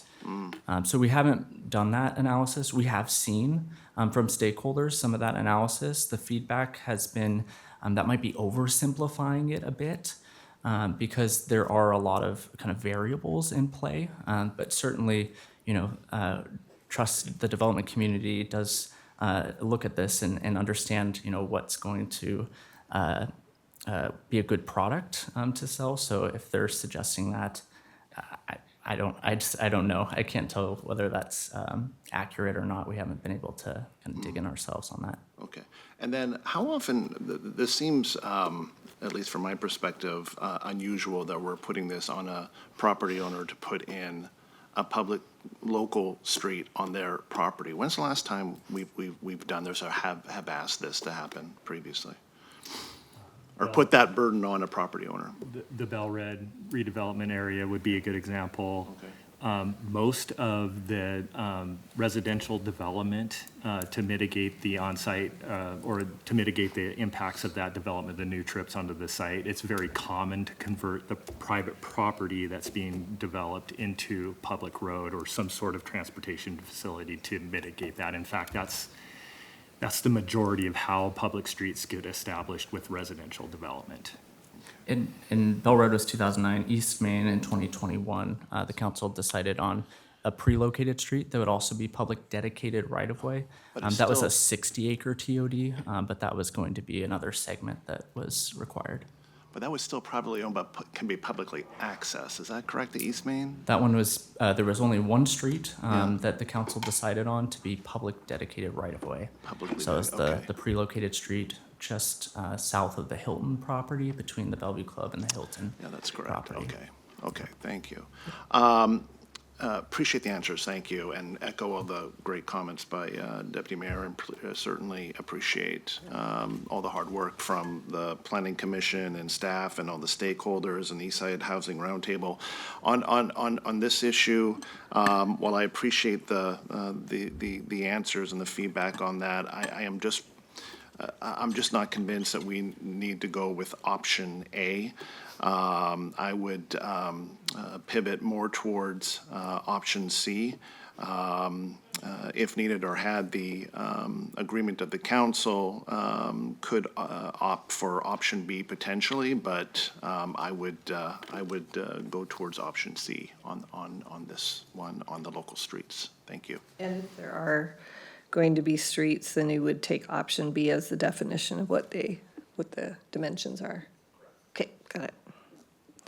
Okay, thank you. Councilmember Hamilton. Okay, great. Yes, thank you, Mayor. So I guess just as we get into this, certainly appreciate all the comments that have been made. I would share my thanks as well with everyone involved. Certainly, too, I think Planning Commission's done wonderful. The staff has done a great job. Really had a lot of expert engagement on this. Also, just can't say enough about EHR, the Eastside Housing Roundtable, and their efforts over the last couple of years. So we get 31 members, nonprofit housing developers, market rate housing developers, small and large employers. I just think we are uniquely lucky to have had this wide group of folks come together, do all of this hard work, and produce what I think is really a stellar recommendation. So for me, I think we want housing at the top of the list. It's the top priority. And so going with our nonprofit and market rate housing developers is where I'm going to be. I think option B is what makes the most sense. Okay. Sorry. And did you mention about whether you take staff's recommendation about where the roads are? I did not mention that, but I'm not exactly sure that is that included here in the local streets option? Is that also part of what's being addressed? Well, the chamber recommendation is to eliminate local streets or to select option B. So I think it I'm is with part option of B.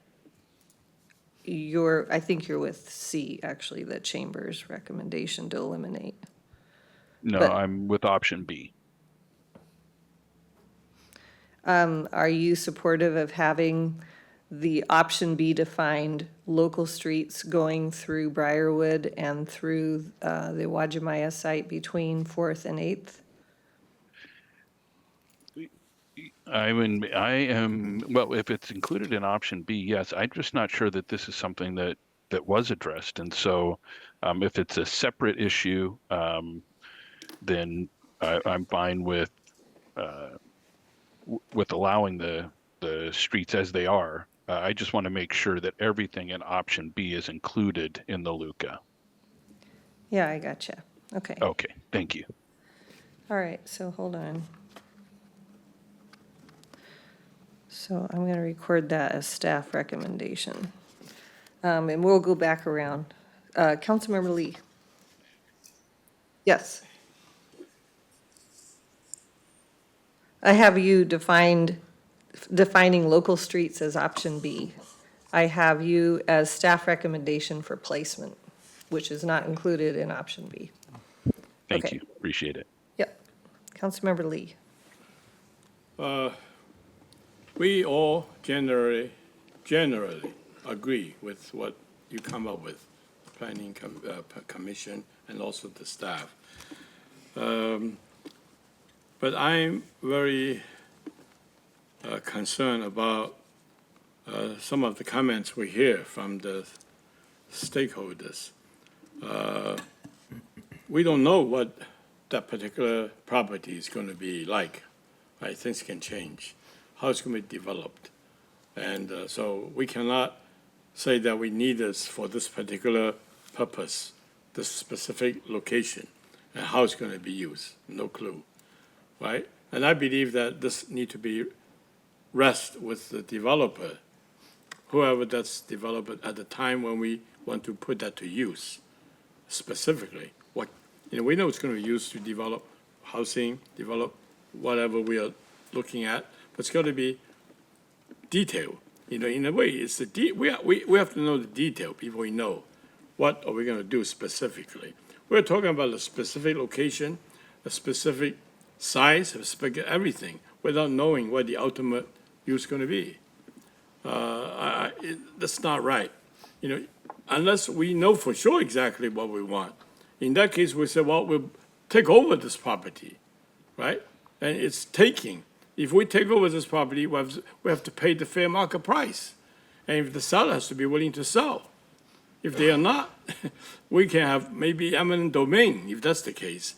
But still, that's the legal process.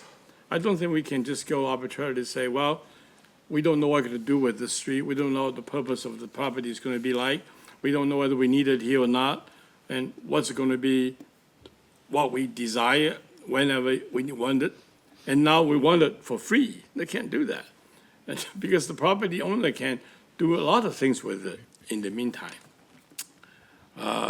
Still meeting the purpose we want to meet, you know, with this piece of property. So I believe that we need to be very concerned about taking away private property without appropriate compensation and agreement. That's not what this legal system is about. So I would like to have the transportation. I would like to have us know more about what is this street going to be like? What is going to be like when it's done? And where is the best way to connect the north-south connection to wherever this development is going to be in general?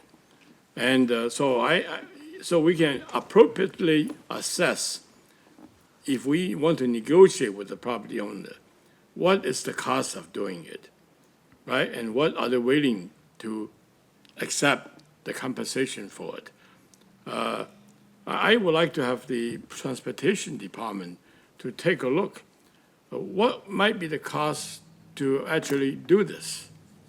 We don't know anything right now, you know, we have no clue. But I'd like to know. So that what is the cost, what is the compensation, what can we offer in terms of making it as a city's public use? All right, it's agreeable, we got it, we can do whatever we want to do with it. If it isn't, we have to look at other alternatives. As I can see from the map, there are other north-south streets.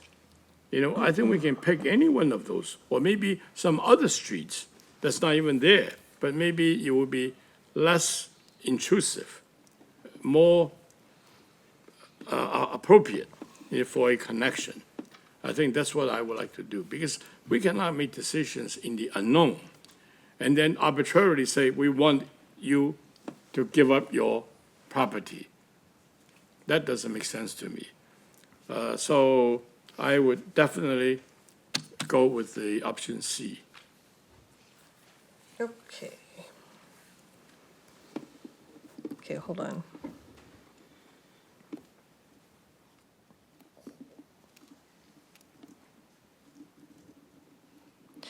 Okay. So I'm going to go. So I too want to thank so many people involved in going over this. The Planning Commission staff, you've done a remarkably great job. I really appreciate the members of the Eastside Housing Roundtable.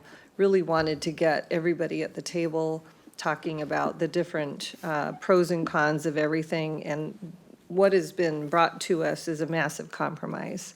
And I think those are the best decisions on something like this, so I just want to appreciate the work that went into that. In terms of a definition of what a local street is, I'm going with option A. But in terms of location of where these streets are, when I look at that map and I think about what the purpose of this whole redevelopment is, we talked about being equitable and sustainable. Equity in that you're comfortable moving around, whether you're walking, biking, or driving your car, that, you know, and sustainable that you have those multimodal options as well. And this is all within the quarter-mile watershed, am I right? Of light rail, multiple light rail stations? We have 4 light rail stations. So when I look at a requirement to add a major road for cars, I just don't get that. That's not the vision that I have for this area. I don't want to require a local street where it says it on the map, but what I do want to require is either a shared use path or flexible access, because I want to make sure that it's really comfortable to get around whether you're on a bike or on foot. And I've always had this goal that people could go to this area, park their car, get out and move around for the whole day, whether they're taking light rail from station to station, walking around, taking an elevator from one building to another to get to the different levels of terrain that we have here, and being able to walk across the property in a comfortable way. I know that the owners of these properties are going to want their customers and their patrons or residents to have access to the property. I know they're going to put vehicular access. And I want something far better than just a little sidewalk shared with a street. I really want a dedicated ped bike path. So maybe I'm on a hybrid here, but that would be my recommendation. So, Councilmember Suma Deweria.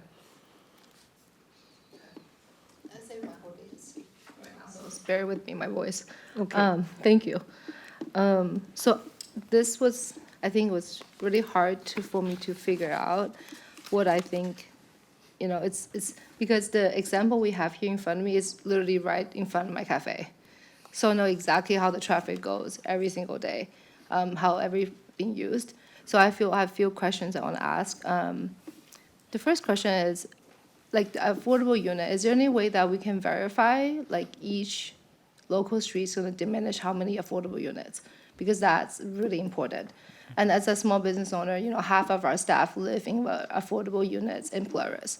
So it's really crucial that our firefighters, our teachers, our nurses can able to afford units that's right here at the city that's going to be educating our kids. So affordable housing is really on top of my priority. That's super important to make sure that everybody's taken care in the community. So I would love to actually know exactly the units, the facts for that. And then second question is, how many of these local street is actually right through a private lot? So we can start with the first question. Yeah. Yeah, so in terms of, I guess, the impact on density, as we noted, it's not so straightforward to kind of figure that out. What we can say is that we know what we need to plan for in the next 20 years, and this plan will allow us to meet that target in the next 20 years. We also would caution, streets aren't just, of course, engineering requirements or cost elements for a project. They really are the front door to what makes a neighborhood livable. And so that needed to be balanced as the Planning Commission was discussing that, because that's really how people are going to experience Wilburton day to day. So with the flexibilities that we built in, allowing people to cantilever over sidewalk areas so the buildings can go 6 feet into those corridors. They can also span across the corridors. The floor plates, as we noted, are the largest that we allow anywhere else. We haven't provided upper level step back requirements. There's a lot of that flexibility that we built in to ensure that we are maximizing the development capacity in the area, but we're also providing an area that people, we have to remember people are going to live here, so we want to make sure that we're providing a space that's comfortable for folks and inviting for folks. We also don't want people with the local streets specifically to have to kind of guess whether they're welcomed like through the area. If they're developed as private streets, again, they can span across the buildings. It can have the perception that maybe that's not open to the public. And so this at least helps, again, kind of frame areas that we want to prioritize, connect, the Northeast 8th and Northeast 4th segment together as well. So yeah, I guess the question though about the density impacts, it's really going to be difficult to define. And again, we've heard the examples from the stakeholders, and we've just cautioned against oversimplifying it because it is somewhat complex with the flexibilities that we offer. And then, Mark, did you want to tackle Yeah. that second question? The streets that you see proposed for the local streets, Yep. those are all on private property with one exception. You see 119th there, so the little stub street, it's Northeast 6th, it's on the Northeast 6th alignment. It's in the lower right of the black streets. That is actually a public right-of-way as it exists today, so it actually should probably be shown as gray. But that would be more fully developed to the cross-section that we're talking about tonight. It's not quite there as it exists today. So that would be the only exception. Other than that, in exchange for the large significant increase in development potential in this area, those areas would be dedicated back to the public for the public realm, for public transportation, for walkability, all the things that we've talked about tonight. Okay, so all the local street, there's only one that's not belong to a private property, right? Correct. Okay.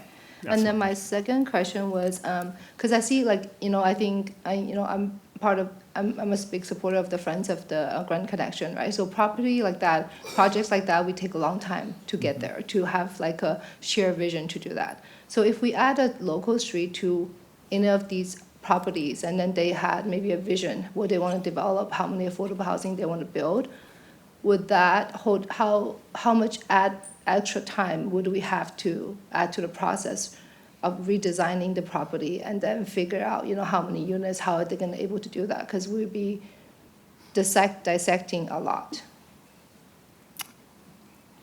So regardless, when a site redevelops, they are going to have to serve that site with some facility.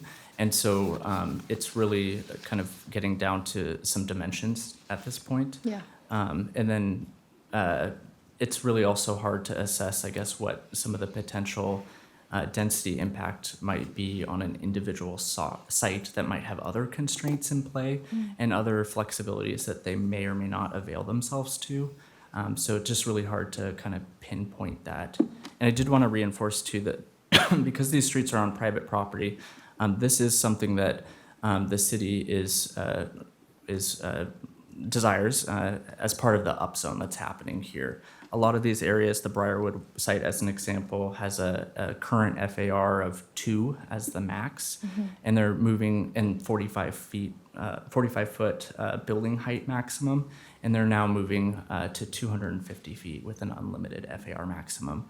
And so there's a lot of value that's generated through that type of upzone, and so part of this reflects the ways that we're trying to capture that value that's generated in the form of public benefits. So the public streets is one way that we might realize some of that value that's generated there. Okay, thank you. So I'm going to make a quick comment. I'm trying to keep it short, but so the space that's sharing right now at the Amazon Dynamo building, the 555 West May, is right across from my small business. And then, we see people going street to local street, and then versus the flexible access. I think what I've seen, how that's benefiting small business, to my personal experience, the flexible access and also the shared space has brought more business to like Lamar and the other small business, including us, where the local street is sometimes because there's parking on the side, so it takes longer, it's actually create congestion. So what I'm coming from is I think that this is a rare situation where we have everybody in the stakeholder come together, the East Side Housing Roundtable, right? And that's a very unique experience. It's very inspirational. We want the common good of having affordable housing, and I think time is the essence when we make things happen faster. Because schools are closing down, the teachers are moving out, and then we are losing kids able to come to the school. So to me, my personal opinion, time is the essence to moving forward with the project. And then also with the local access, I think that because the flexible access and the shared use, it does add underground parking accessibility that is actually benefiting small business like me, because street level activation is very crucial for small business. Because the difference between this versus, I'm going to take the example of Wimbledon is way more robust in transportation, right? There's multiple stops to light rail, there is East Trail, and then also there is a rapid bus line's going to come in pretty soon to Bellevue. So there's a lot of things happening coming to Wilburton. So where this property, they still have to walk quite a bit to the stop. So that I think that the Wimbledon, so we want to encourage actually less cars, which is going to be great for the climate as well, to make sure this reduce the carbon exit. So like I would say for my personal experience and also what I see is going to be hold us back, I prefer to actually pick the choice C. I think that having local street as a business owner, I just think that we need to really move forward fast and then be prompt about how we can move forward. And one other things I see is, because I think that, when it's fragmented parcel, when we're designing, and the quality is going to be decreasing. And the core idea is we want to create a unit that's really equitable for everybody. So every unit and everybody who's living doesn't feel there's any difference. So for us to moving forward and to be efficient, it's going to be actually have more productive on the project, so. Okay, great. Thank you. So I heard you kind of define local streets as B, if we have them, but C, and you mentioned the same thing I did, which was recommending shared use for flexible access instead of a local street in that map. Okay. Councilmember Bhargava. Okay, thank you. Before I say anything, I want to spend just a little bit of time thanking staff for the incredible work on Wilburton.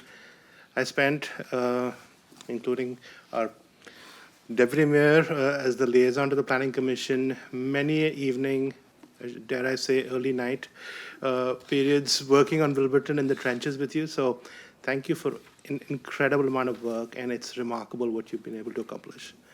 I also want to thank the stakeholders for the tremendous amount of work that went into bringing together a very broad spectrum of opinions into a consensus and a recommendation that helped the Planning Commission and the city staff make what I believe is a very balanced and a very thoughtful outcome of the work done, and what's come before council, is a robust and meaningful step towards achieving the vision of a livable, economically vital, diverse, transit-oriented development with, which meets the needs of a lot of people from a very broad spectrum of AMIs. So, congratulations. I also want to thank my peers in the Planning Commission for the work that went into this. So I think they did great. I had really privileged to work with people and learn from people in the commission, so that was fantastic. And thank you for all that. Broadly speaking, I'm aligned with the Planning Commission recommendation. I think when we think about a local street, and we debated this a lot within the commission, it's really important to set the framework of what the public realm needs to be now and 10 years from now. So if a sidewalk needs to be 10 feet now, or if the parking requirements are unclear, we have to set the framework now that allows us to make sure that we're able to build in the flexibility needed. And this was the largest street. Now there is a flexible access corridor, and then there's a shared use path, and each of these represents a hierarchy in terms of the dedication of land and the usability of the space, balanced very much with, in the current environment, the impact on developability, and the Planning Commission focused on trying to find that balance. And my thinking very much stays in that realm of finding the balance to make sure that we're able to create the outcomes we need for the vision for Wilburton, in conjunction with the ability to develop it in a way that happens in an accelerated way and doesn't create impediments that make it difficult to get there. I'm going to answer the question specifically, the two things that are on the table. If I was to build a local, if my recommendation is to stay with option A on the street section of a local street, because I think that represents the right outcome for the long-term usability of that function, the street itself. It allows for vehicular connectivity, it allows for pedestrian connectivity, the multimodal system that we want to encourage, safety. And so those are really important parameters for me. And not reducing the sidewalk because it meets our, as Deputy Mayor called out, the city standards that we have, NACTO and others, and consistency, and making sure that we're able to meet safety for all sorts of reasons, whether it's ADA compliance and other reasons. So I think those are rationale for me to stay with with option A. And I've also, heard a lot of commentary, as well as some of the council members' concerns around what happens to places where you impact the developability of a parcel. Folks talked about Briarwood. It cuts through, the street cuts through the lot. It's a narrow lot. Potential, we don't know, and you're saying it's not confirmed. Maybe it's not 150 units, maybe it's 100 units, but the whole idea that we need to make sure that we have, like we heard commentary today, supply of housing and supply of affordable housing will be the single largest thing that we need to make sure continues to happen.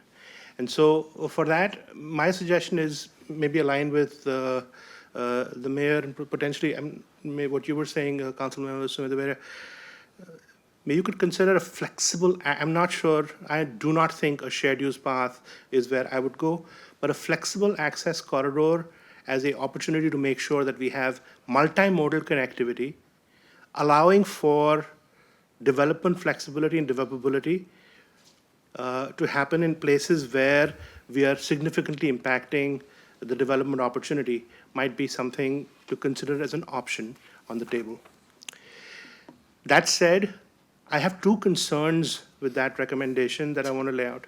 Darn. Yes. It was so simple. If it was just so simple. First is, I think, and I think the Deputy Mayor called it out as well, maintenance is really important.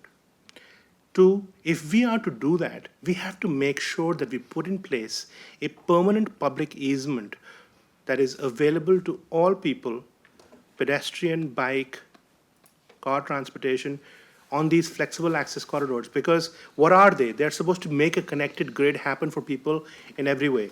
And so if we create private drives that have restricted access, I think it will not work and will not meet the outcomes we're looking for. So it is essential, if we're going to go down that route of flexibility, that we maintain this access.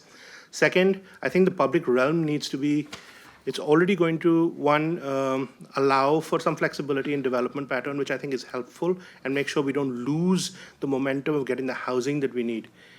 But we also have to make sure that we're able to create the access, account for the maintenance requirements, and account for the enforceability to make sure safety doesn't get compromised in these kinds of spaces for folks who are walking, biking, etc. So those are three considerations that need to be talked out if we are to go take that route of flexibility, and I would encourage us to have that debate and understand the opportunities clearly.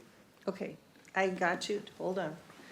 Okay, I got it, and I appreciate what you said. So what I'm seeing is a majority of the council favorable for option B definition of what a local street is.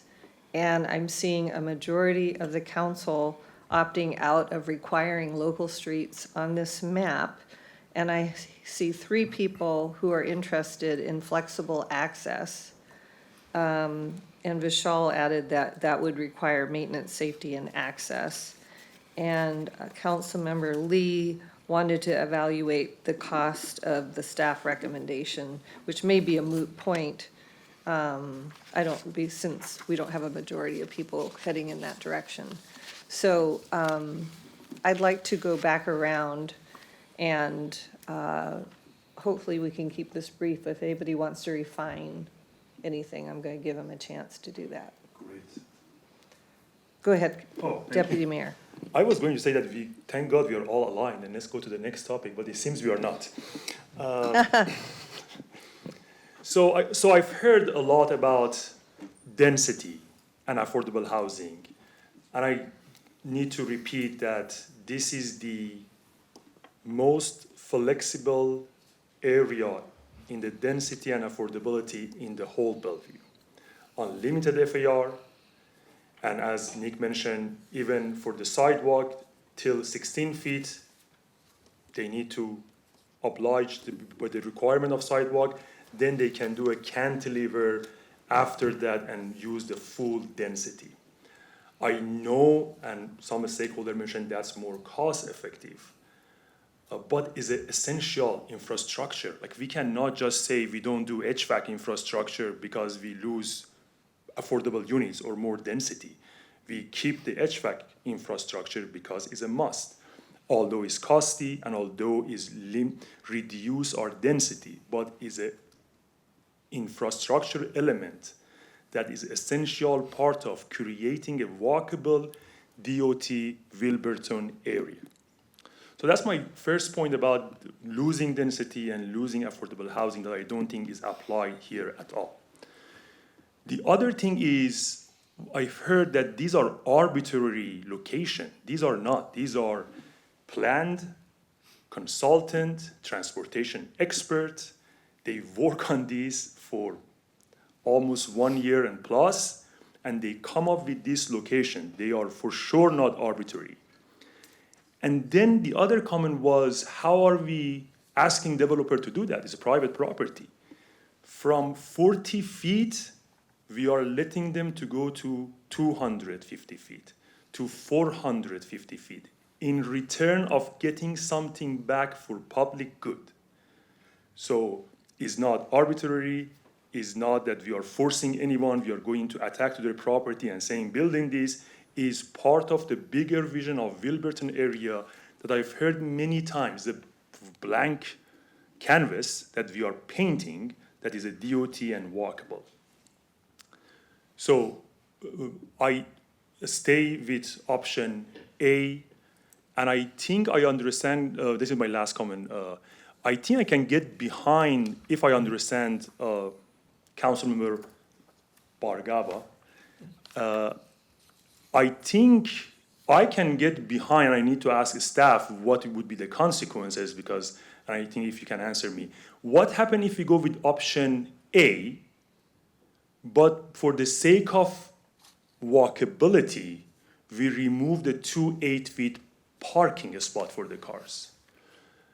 So that's kind of address, I think, Councilmember Bargava. He wants to have an enforcement, he wants to have a maintenance, and if we remove that 2 8-feet parking that encourage no parking, walkability, but at least we have this connected Wilburton DOT that car and modal transportation can go, but reduce some of the width by 16 feet.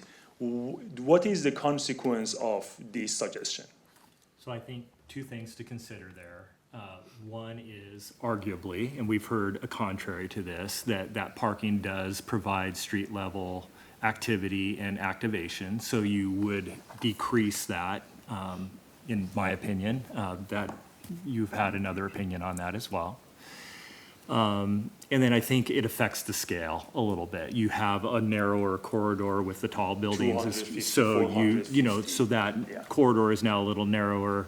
The scale is reduced a little bit. Those are the two main things that I would point out for your consideration on that point that you're making. Can I add And- just one more, Deputy Mayor? The Planning Commission did look at an option. That was one option that was on the table during their deliberation. Part of the trade-off with that is there are no other on-street parking requirements within this 300-acre TOD area.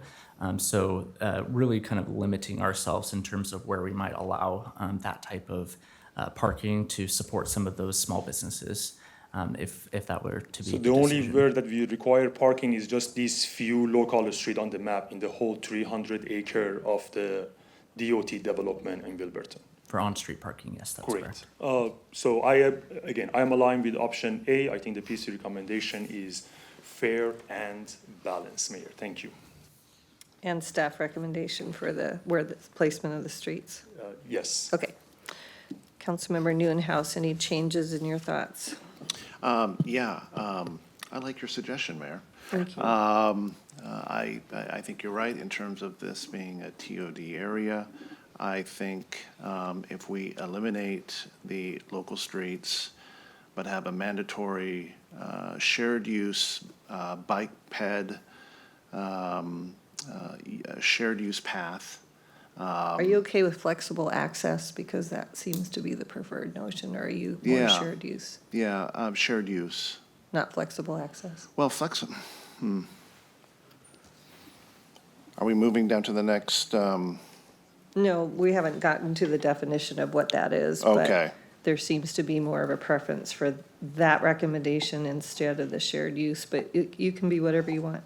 Okay, well, at this point then, right now, just the bike ped, but with flexible access to that corridor. In fact, I think if we can add a little bit more flexibility, the property owners could actually connect the paths together, which I think would be a much better user experience for those walking or biking if we could connect that path versus what we have right now.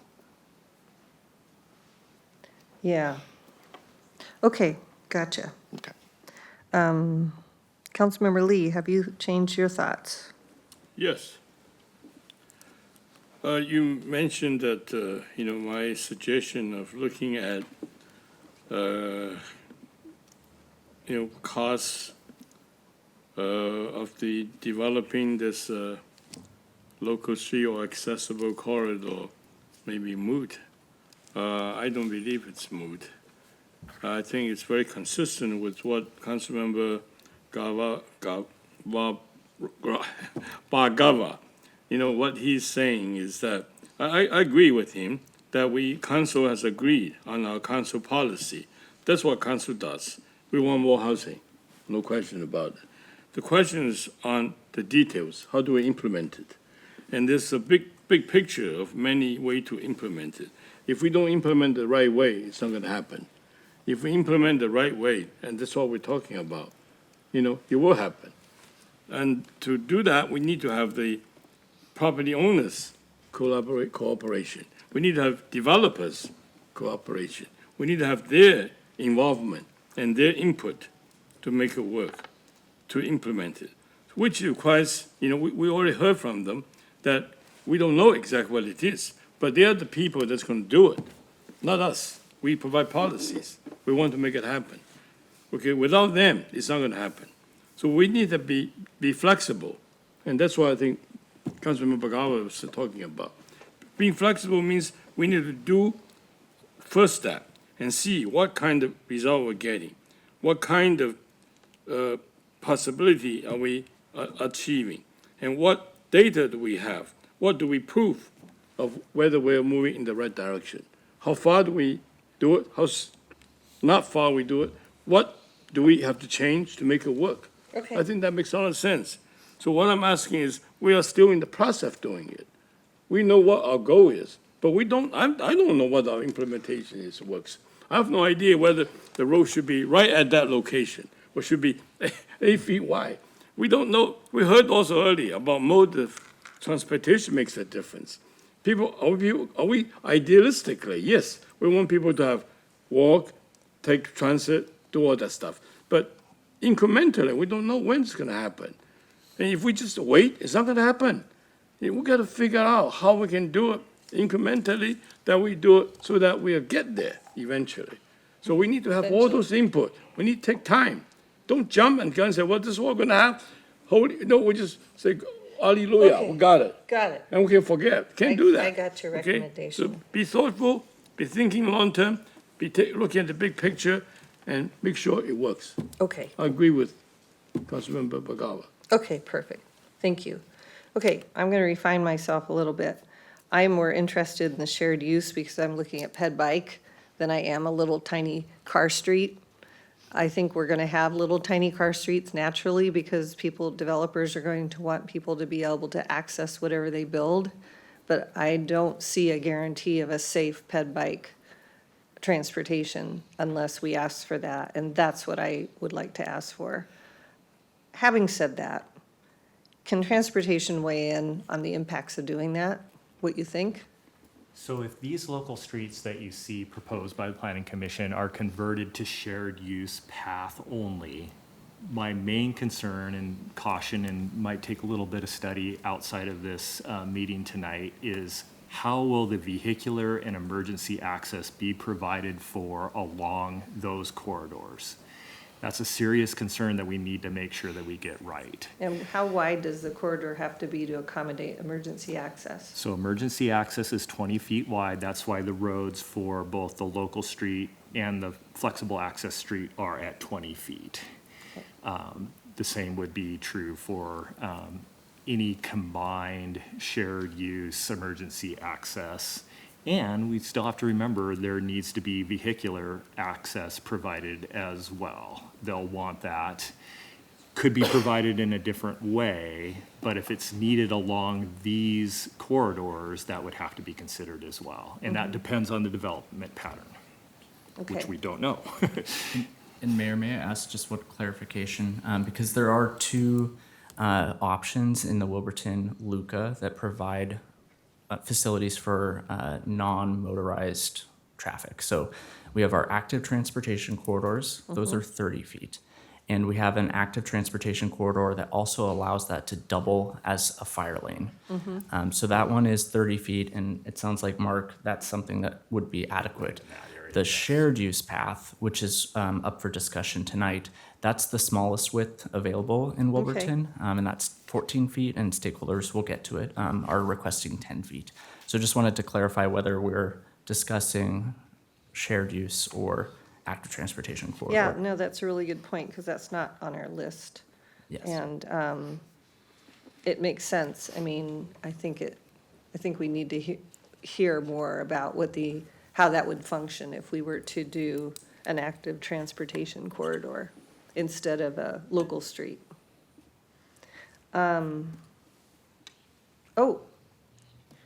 I forgot Councilmember Hamilton. He's been very patient. Thank you, Deputy Mayor. Go ahead, Councilmember Hamilton. Thank you, Mayor. Appreciate the conversation, appreciate your inspiration, and I think that that's where I'm going. I do hope that, we can continue to compromise. I know that the EHR members have compromised. I really admire our staff for compromising on some of their strongly held positions.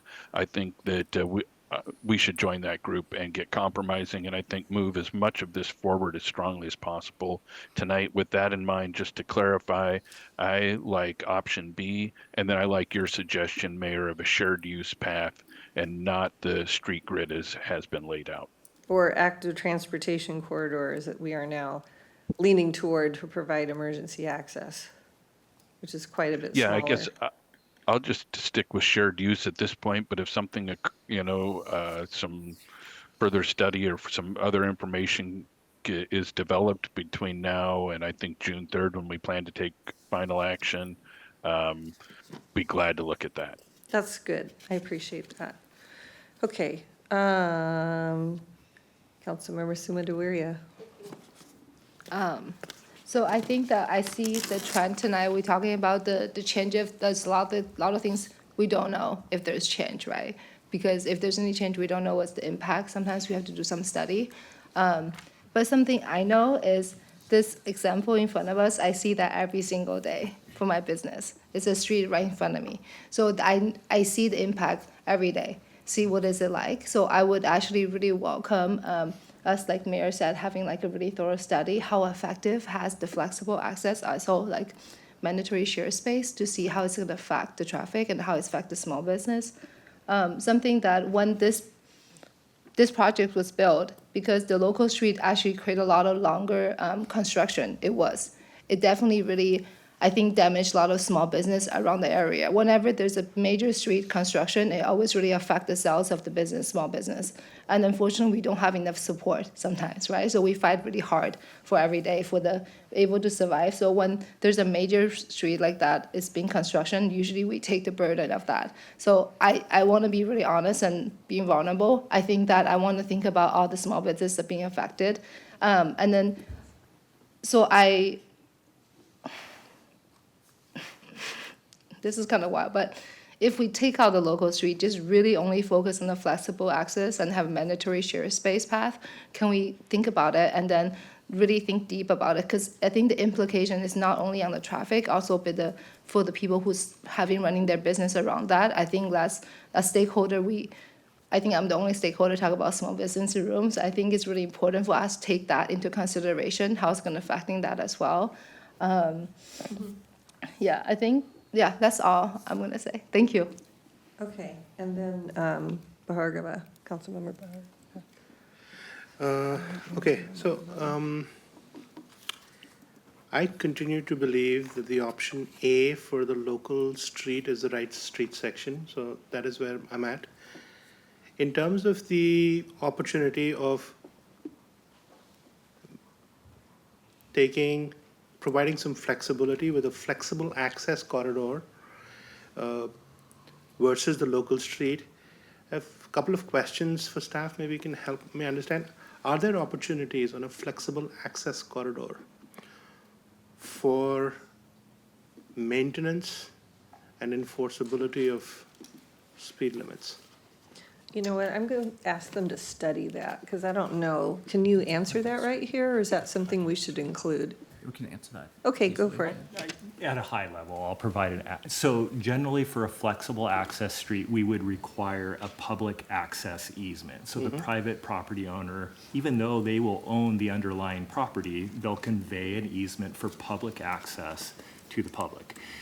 As part of that easement, there's generally very broad language on maintenance. In fact, I think I've written some of it down. Grantor shall maintain and repair the area at their expense and consistent with appropriate laws. That's all it says. So it does set the frame, lacks the details, lacks the timing. So what's the standard that it has to be maintained to? How quickly does it have to be maintained? So generally that ends up going into a civil process that takes a timeline.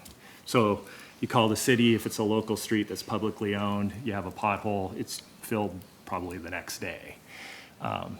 With flexible access private street, I can't really tell you when that would happen. It's really up to the property owner. And if the property owner doesn't follow through, then it's possibly the city's role to try to compel that. That takes time. And on the enforcement? Same.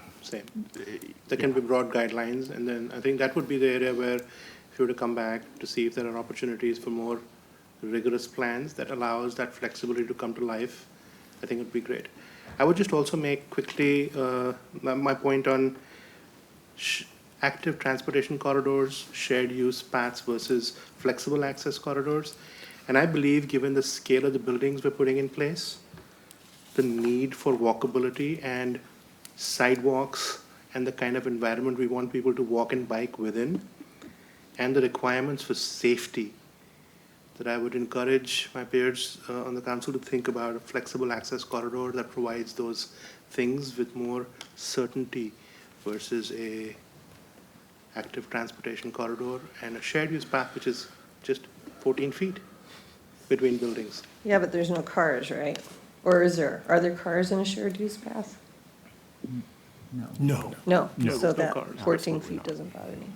Okay, so I'm getting the definition of local streets to be option B, and I'm getting the no required local streets, but could you bring back information of shared use versus flexible access versus active transportation corridor to include impacts on business, traffic, ped bike access, maintenance, safety, and cost? Is that okay? All right. If I might, can I just make sure that staff understands, and does that translate for you into a proposal or direction for the LUCA, changes to the LUCA? Or do you need some additional kind of clarification or from the council to do that?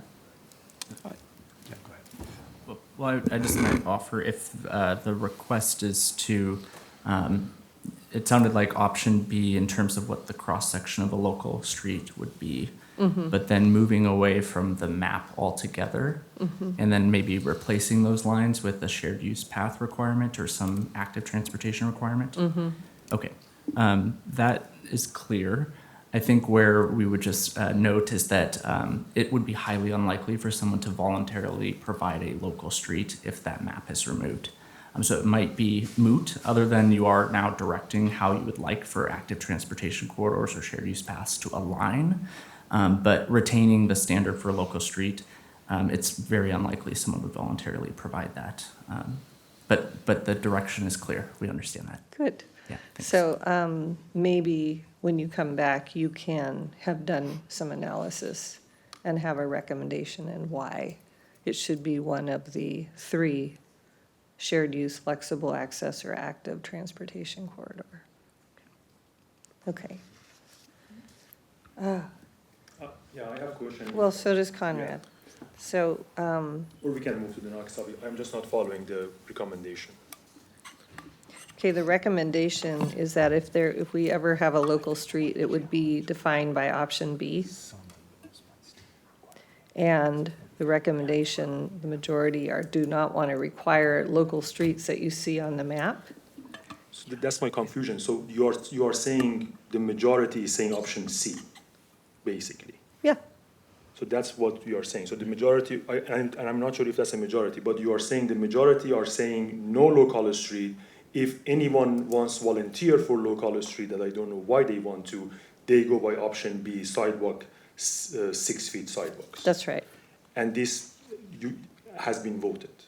It has not been voted, but I am taking tally of everybody's preferences, and that has the most preferences.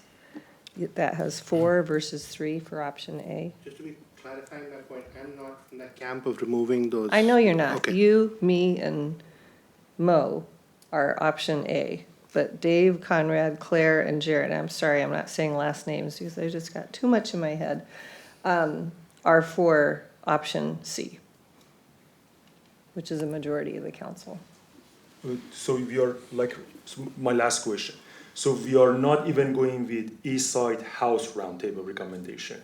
We are completely removing The chamber recommendation is the East Side Housing Roundtable recommendation. These are not the same when I'm reading them. Or select option B. This is option B. Yeah, my point is the East Side House Roundtable is saying we should have a local street. The map is there, the study is there. Okay, there's 2 things we're talking about. One is, how do we define a local street? Number 2, do we want to require a local street? What we've the majority has decided upon is that if we have a local street, it's going to be defined by option B. And we are not, the majority does not want to require the local streets that you see on the map, and instead we want to examine what it would look like to have either shared use path, flexible access, or active transportation corridor, and we're asking staff to look at that and come back with a recommendation. No, I understand every single word that you said. I am just saying the East Side House Roundtable said 59-foot corridor, and they are not saying is optional or not. I'm just saying East Side House Roundtable said local street instead of 67 feet, 59 foot. But you are going with we are now. Okay, this is potatoes and potatoes. Yeah, that's what I'm saying. So we are saying, but we are saying now no to local street. Just wanted to make sure that we are even saying no to EHR suggestion. And Mayor, we can clarify too. Brady, I believe, spoke to the support for the East Side Housing Roundtable during oral communications, and the roundtable was deferring to you all on the decision around whether to require them. But they did. The option B is still current, and it's still current on your table as well. They did not, as part of their recommendation, suggest eliminating local streets in any way. Correct. I get that. I think Dave was raising his hands. Okay, Councilmember Hamilton. Clear. I do think option C is a little bit confusing. So Mayor, I do think you explained it accurately. Option B is the one that has 4 votes, and there's not enough support for the streets as they're laid out here. So we're going to hear more about that in the near future, but I think you laid it out clearly. Okay, thank you. And Councilmember Lee, you have your hand up. Thank you. Thank you for being patient. No, that's fine. I think this is a very, what's the word I was going to say, very complicated. And I think there's a lot of input we received, and a lot of very deliberate, very thoughtful conversation, representing a lot of point of view. And it's not that easy, because, many of them are interrelated. It's not just all by itself. Let's be aware of that. I think that's the reason why I think these questions are being raised. And I think they did a good job to stimulate the conversation. And I think we can all, if you ask us to say, just take one, we probably can just say one, and we can all record it. To me, I'm not going to go there. But if I do, I say I'm supporting C, okay? But in the C, that's confusing, but it's okay. It says clearly, eliminate local street or select option B, like you're saying. But there's innuendos in this, as I mentioned before. So what I would say that for the benefit of everybody, we need to spend some time to clarify more of what we're really talking about. Like the question that's being asked and the point that's being raised. And I think the mayor is trying to figure out, talking to the staff. If we just heard from you, it's still on the table. Then you heard from us, now it's not on the table. I'm not going to say yes and no. I think we just need to have some more time clarifying what we are talking about on the dais and clarifying what you guys are hearing, clarifying what the stakeholder, developers, owners of properties, after hearing us talking, what they think. Then I think we can come back through you guys. So, wow, this is what we heard. This is the clarification. Then we have a real understanding. Then we can come up with some, I'm not going to use the word compromise, Okay, but I appreciate consensus. that recommendation. Otherwise, we're going to be all over the place. But I still. think we've given some direction for you to come back with some information that we all required. So I'm going to stop here, and we're going to take a 5-minute break. We're going to resume at 9 o'clock.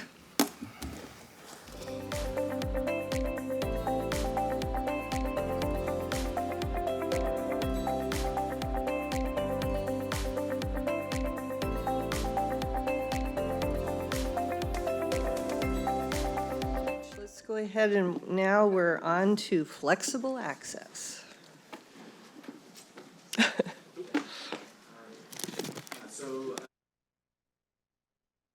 Again, the image on the right there is the West Main project. It is a similar example. It's not meant to be kind of that literal translation of what a flexible access corridor would look like, but it is just to help visualize these concepts. The literal example, or I guess what would be expected in terms of design, is on the left side. So that's the cross section. So that does show 8-foot sidewalks required. 5-foot minimum amenity zone, which would provide for that landscaping, 2 10-foot travel lanes, and the example that you're seeing, the image there on the right, that is an 8-foot sidewalk on 105th, and that is a 5-foot planter. So it does align in that regard, and it's also a private street. So another way that it aligns with the flexible access corridor. And just wanted to note that the Wilburton planning process, as Josh mentioned, was a pretty lengthy process. It resulted in a vision shaped by community with well over 400 participants weighing in on policy priorities for the future of this neighborhood.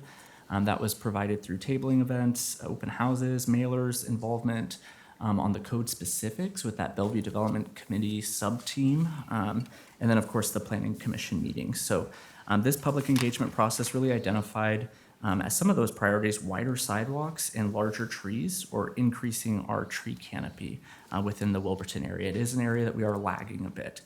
So a key component to help with that success, we'll talk about in the next slide as important priorities in terms of those amenity zones and the sidewalk widths. So Mark. Thank you, Nick.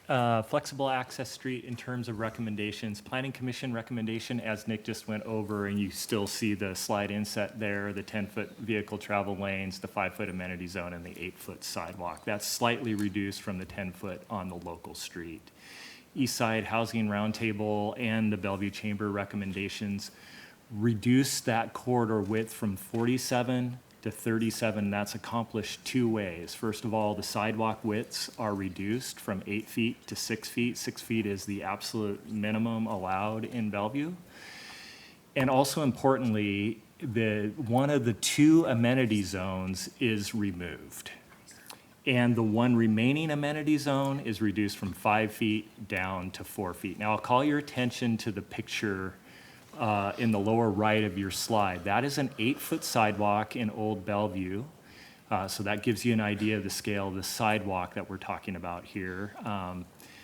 What also I want you to note, please, is the vehicle that is parked along the curb. That will not happen with the flexible access street because it does not have a parking zone in it. But it does have that narrow 20-foot roadway. So that vehicle parked along the curb there will actually be going between 20 and 30 miles an hour on a flexible access street. I call your attention to that because I strongly recommend to the council that you do not remove the amenity zone for safety reasons. There's no room for error for somebody walking on this relatively narrow sidewalk with no buffer between the sidewalk and the traffic moving at 20 to 30 miles an hour. Nick, could you go back to the previous slide, please? Sure. Contrast that with this picture on your right. Look at that amenity zone with the trees. It would have streetlights possibly as well, but it's a buffer. So if there's any mistake made on that sidewalk, if you're walking your child or your grandchild and they're chasing after a butterfly, there's a buffer there that, you know, we can safely keep that child safe and out of the roadway. That is not available if you get rid of that amenity zone. So just from a Vision Zero standpoint, I'd implore you to please consider keeping the amenity zone. And while you're at it, think about the benefits of that little bit wider sidewalk that's in the Planning Commission recommendation of 8 feet.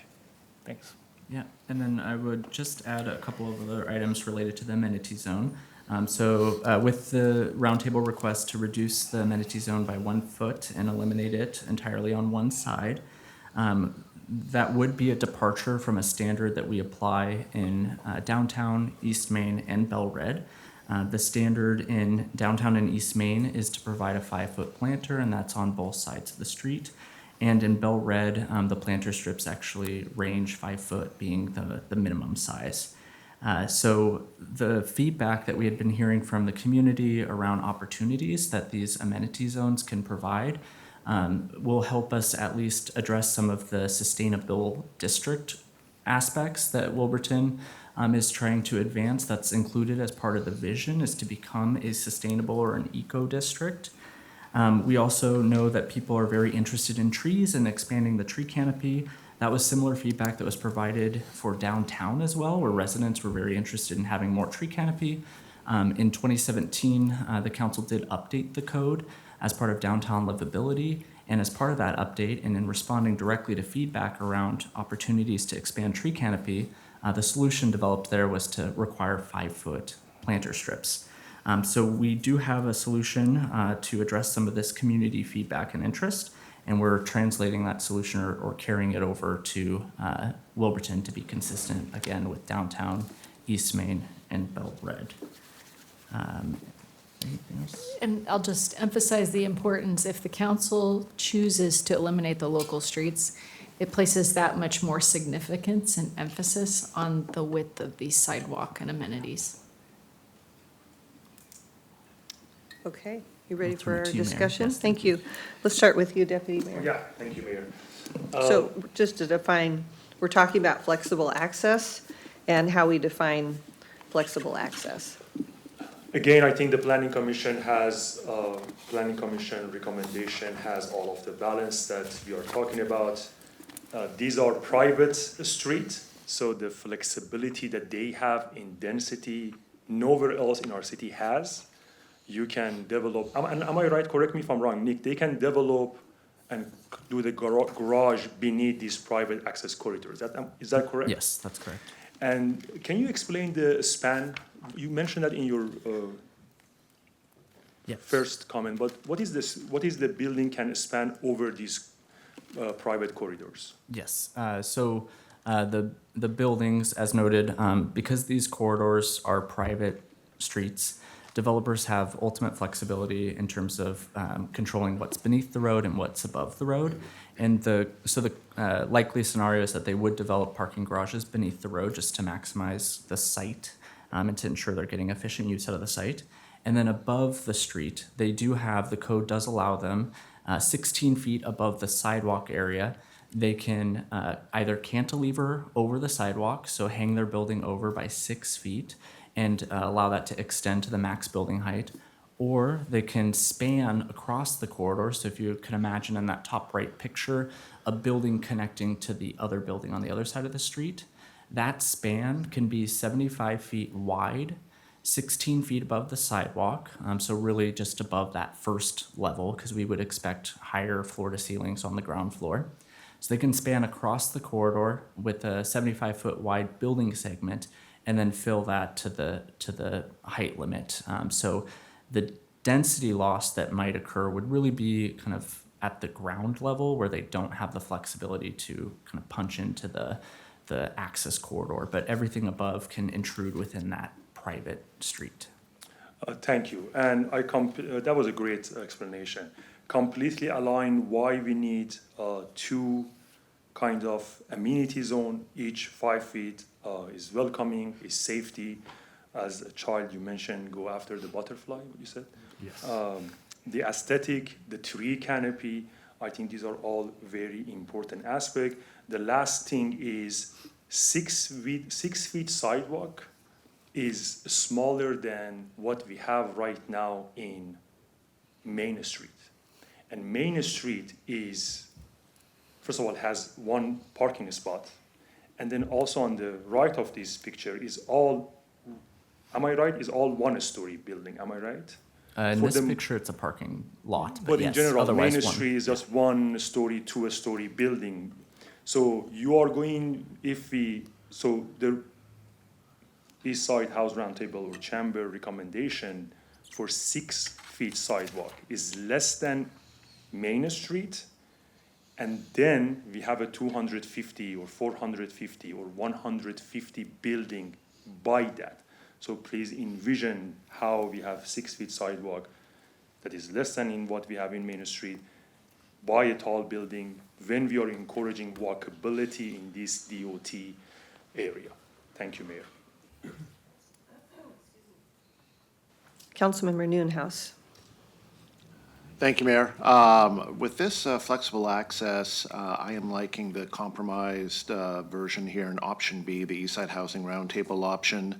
However, with a caveat, I would like to see that amenity zone on both sides, so make it 2 4-foot amenity zones, so that would make it a 41-foot corridor. Okay, so noted. Councilmember Hamilton. Yes, thank you, Mayor. I am in favor of option B. As written. Yes. Okay.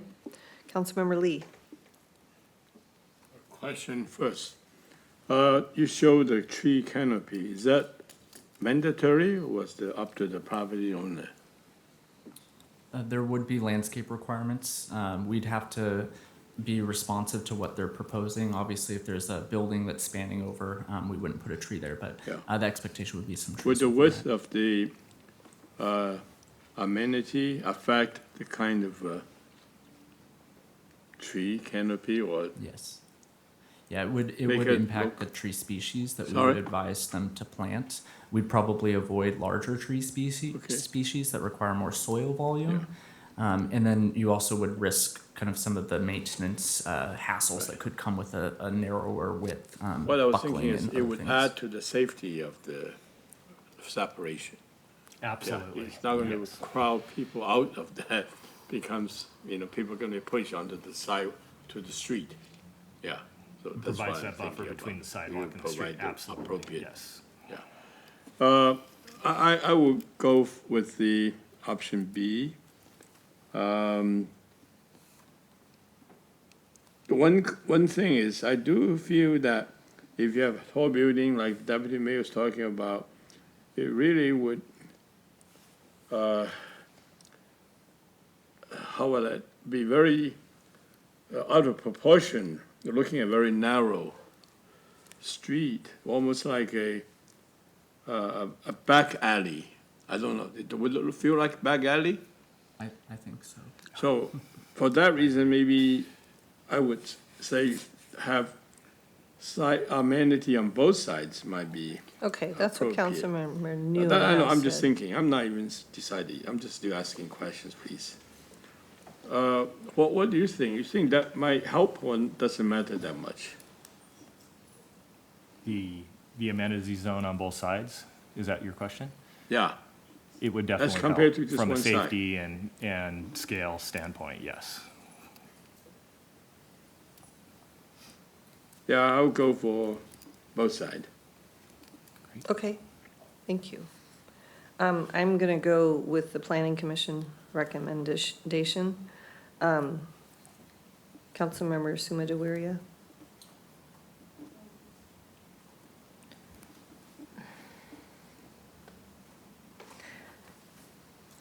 I think like with Rebecca said, if we are eliminating the local streets, I feel like the sidewalk should be wider. So it's more accessible for pedestrians and also like, kids who's running around. So I would say if we're gonna eliminate local street, I would prefer that the sidewalks both 8. Okay. If And- not, then it's B. Oh. I'm not sure what to do with that, because you were saying that your definition is defined by location. So if we're replacing the local streets with flexible access, you would go with option A, but if it's flexible access that's just prescribed somewhere else, you would go with option B. No, sorry, let me clarify. So if we are eliminating local streets, then I'm going with option B, but just wider sidewalks.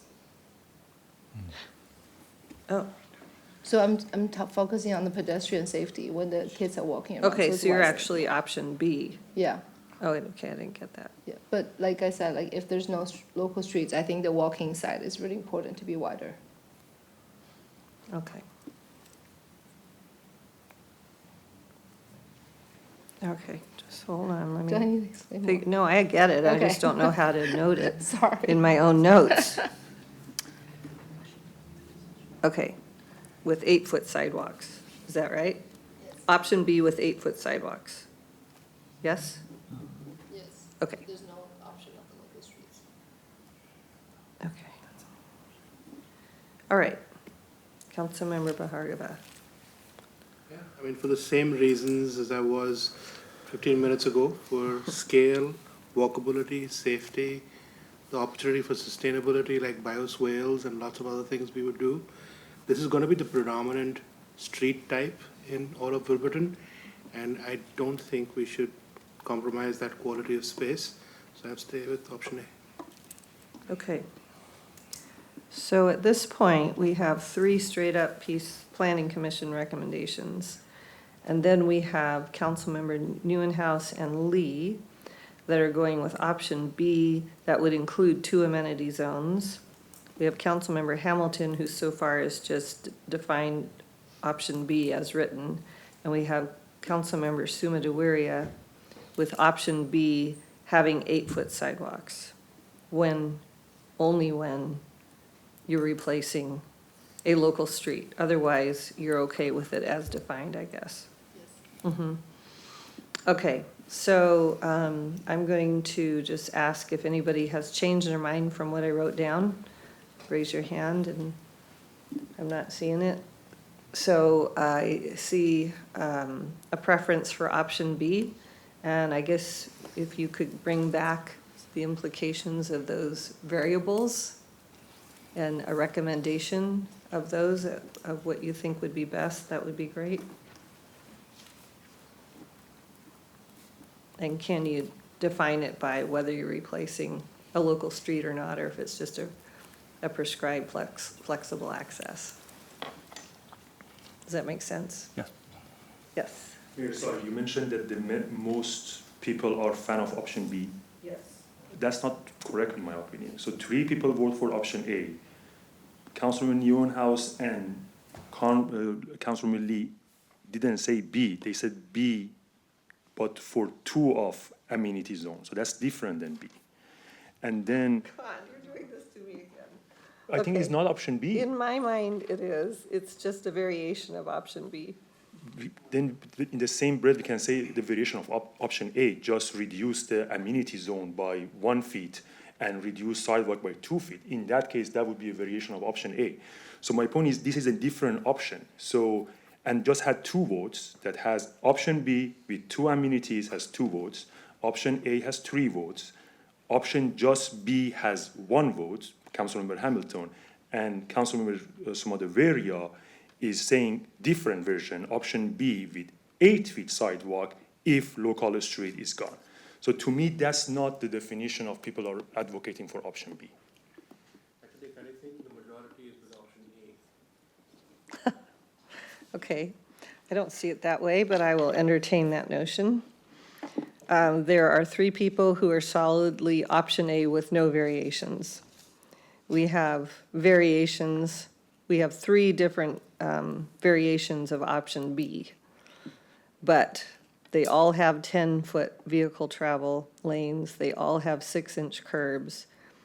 And the difference is whether you have 1 or 2 amenity zones and whether you have a 6-foot or an 8-foot sidewalk.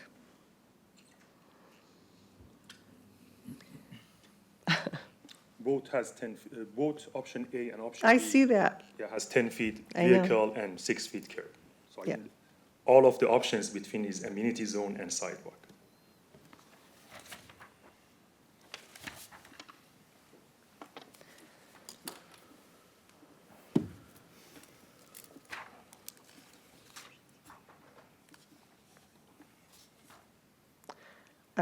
Councilmember Sumadawaria, do you want to comment on whether you would want 2 or 1 amenity zone? I'm gonna make it easy. I'm just gonna go with Dave. I think I'm just gonna pick B. Okay, B Yeah. is written, Yeah, as B as it is. and we have 2 who are B with the 2 amenity zones, 2. And we have 3, so now I would agree with you that that's a little more clear. That you have 3 people who solidly are looking at A. And I will adjust my vote and just go with B. I knew you'd do that. We're team players. So, tell you what, there's a lot of similarity here. Bring it back to us and give us the pros, cons of the 2 versus 1 amenity zones and the pro cons of the 6 versus 8-foot sidewalks and what staff recommendation is. And then we can hash it out again when you bring it back. Thank you. Okay. Now we're on to shared use path. Okay, so the shared use path, this is again just to help illustrate the concept. This would be for pedestrians and cyclists. It does tie into a standard that we have in the Transportation Design Manual, which Mark can speak to.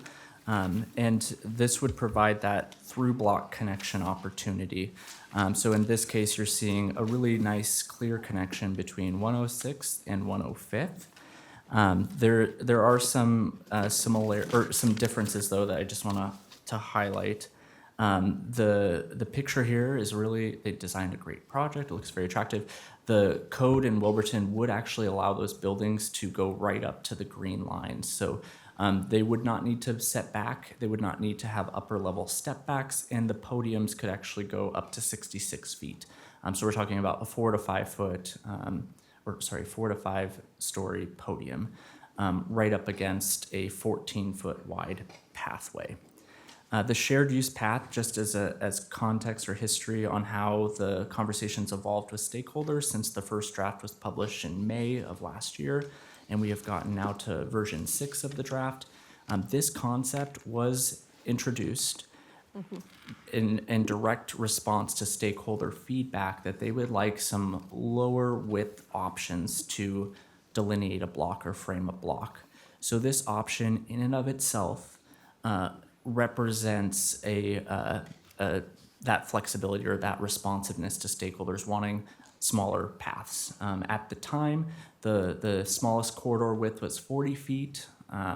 And so this was really a big shift to allow them to now frame a block by 14 feet. And of course, Mark will get into some of the details around why we would advise on option A, the PC recommendation, but just wanted to note too, beyond kind of the transportation stuff, which Mark will get into, we're also interested in creating more legible blocks. So as people move through a site, having a wider corridor really invites them through the site. And we have concern that reducing that any further might really put that perception, and also the fact that the buildings could span over it. It might not be as inviting or welcoming for folks that are moving through the TOD. So Mark will get into the technical reasons now. Shared use path simply means that it's a path that is intended to be used by both pedestrians and then wheeled transportation as well, such as bikes, scooters, e-bikes, e-scooters. So That's the reason for the additional width. It's to provide for extra maneuverability in that mixed environment and relatively heavy volumes of that mixed environment. Was at a seminar or a webinar a couple weeks ago. This also is not only a Transportation Department standard, it's the Washington State Department of Transportation standard, as well as at a webinar hosted by DOT, and they were very much pointing out that it's very important to keep the 14-foot width because of the changing nature of the bike and the scooter for that extra maneuverability and safety.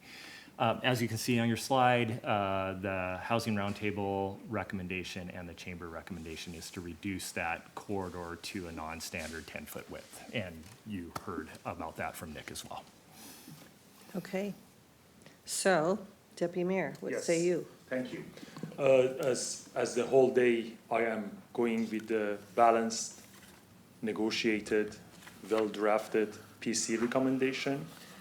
And something that I'm really a little bit more confused is maybe that we are hearing a staff recommendation with pros and cons, but after each topic, we ask them to come back with, again, recommendation with pros and cons. I know we are putting our input, but these are all basically a staff recommendation with pros and cons. They are advocating for 15. They mentioned the ration. 10 feet is very small. This is one of the compromise that both staff and planning commission did. This shared use path didn't exist because developer asked for breaking the big blocks, large blocks. This option was introduced. And also this is part of their open space 10%. So it's double counting toward that. I think 14 foot is the correct width. 10 foot is, I don't think even we have any 10-foot sidewalks in downtown Bellevue. How to just break a block that both bike and walkability is going to be needed. So 14 foot is my whole point. And my last comment would be, is a little bit also, I'm not maybe following the brain thought here. In the local street, we just say, let's just remove the cars because we are advocating for walkability. Then in flexible access, we say, 6 feet sidewalk is welcome enough for walkability. We don't need 8 feet. So these are, to me, a little bit conflicting our priorities. Are we making this Wilburton a walkable area, or are we just making just developer and what they are asking for, of course, easier requirements? Thank you, Mayor. Councilmember Newhouse. Option B. Okay. Councilmember Hamilton. Great. Thank you, Mayor. I hope that our goal in Wilburton is to make it first and foremost a housing area, a place for folks to be able to lay their heads at night. I think that what is baked into the EHR recommendation is balanced. It was well negotiated. A lot of folks have given in for the greater good. I want to see us do the same thing, and I am completely in support of option B. Thank you. Got it. Councilmember Lee. I'm a little bit conflicted on this. I feel that, the 10-foot is a compromise, or it's a discussion by a lot of people who have a stake in this. And then, I can understand why they choose that. And however, I feel when you have a big block like this with the tall buildings, then if you put only 10 feet in with all the things that we're talking about, multimodal, and the closeness, the safety consideration, pedestrian walking there, and the few whatever feature that shared spaces, the open, whatever that might be, that's going to be minimal. It doesn't have any effect. So I think that's what we're talking about. We're talking about the green thing, right? It's there. So you already have space on each side, and what's on the each side? It's in total shade, and what are you gonna do with this, right? So might as well utilize the space for whatever it's productive, either or with people walking, biking, or using as a walkthrough, or just as a sitting place, as a picnic area or whatever. But to do all that, you need to have space to do that. So my thought is, even though I understand why, 10 feet is, I don't know what the process EHR and Chamber went through. Again, this is part of the challenge is that we are all guessing without the common denominator. What are we talking about? And then we come up with a number, 10, 14, 15, 25. How much of a flip of a coin in that sense? And I probably are right 50% of the time. So I feel that based on what I just articulated, unless somebody tell me, I would love to. I would love to hear from EHR and Chamber say, why is 10 foot? How does it accomplish the purpose we envision this shared space to be? And I can go with that. I'll put you down temporarily as PC, and then you have until staff brings it back to us to learn more about it. I really agree with what council member, how he characterized that as being mixed uses in a really tiny space. So I, too, am with the Planning Commission recommendation. Councilmember Sumaduria. I'm with option B. B, which is East Side Housing Roundtable? The 10-foot space. And Councilmember Bahargava. Yeah, I mean, I'll tell you my recommendation is for option A, but I would suggest, not just suggest, I would just to bring to life that the shared use path, building on the Deputy Mayor's point, allows for breaking blocks, allows for accessibility across multiple modes, not vehicular, but multiple modes. And when you think about strollers, bikes, people walking on the same path, I think you have to think about not just the quality of the space, but the safety that we're creating.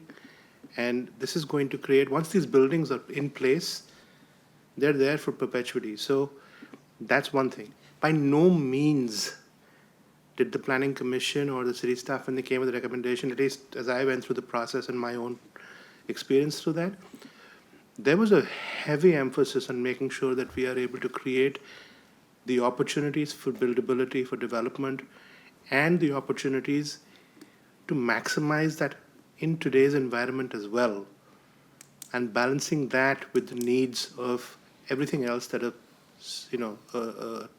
theory like this will need. So I'm just painting that so that in case folks want to reconsider, but I would recommend the 14-foot. Okay, so as it is, we have a majority interested in option A, and I know that Councilmember Lee wants a little more input on that. Okay, can we move on to open space? So then the open space requirement, just this to relay again the image of what that might look like on a project. Downtown does require 10% open space when a project exceeds the trigger height. And so this is really kind of showing what that might look like on a site. And then as noted earlier, the shared use path, which is delineated in green, in that kind of vein of not wanting to miss an opportunity to maximize site development and not trying to separate out corridors from open space. The recommendation in the Planning Commission, Luca, is to allow that shared use path to also count towards the open space, so there's not that sacrifice in additional kind of ground floor area or site area that has to be set aside for something else. So this is an area that you might want to refer to the updated table that's in front of you, because the Eastside Housing Roundtable did revise their request last week to 7%. This request, you'll also note in the letter, is not new. They did pitch that to the Planning Commission earlier in the process, and then switched ahead of the public hearing and recommendation to align with the 10% requirement that was provided in the code. It looks like they've switched back to the 7% now. And then the Bellevue Chamber request at the time before the April 15th study session introduced another possible option, which is the 5% public open space and 5% private open space. The PC recommendation, what's included in the draft code, is a 10% requirement that would apply to sites. And we also have a small site exception, which is similar to downtown. So that's the sites that are less than 40,000 square feet would not need to provide open space. The 10% is also a flexible a flexible requirement in that the 10% was initially not an item that could be departed from in the code. That was another area that the Planning Commission wanted to make sure that we were maximizing the flexibility within the code. So this is one that can be negotiated on a project by project basis. So it might be a little misleading to state 10% open space when in fact projects have flexibility to depart from that standard. They could provide 7% through a departure path, 8%. There's a lot of flexibility there on what they end up providing. The Planning Commission recommendation also represents a scale back from an initial proposal, which was a 15% public open space requirement. The 15% public open space requirement was really driven by the eco district concept and trying to again expand our urban canopy and really focus on the livability aspects of the TOD. We also are upzoning that area pretty significantly to allow for building heights up to 450 feet in the core. So that's also important to note. The open space is really to help provide a more livable area. It helps implement some of the goals in the comp plan relating to Wilburton to provide pocket parks, plazas, natural features that serve residents, workers, and visitors.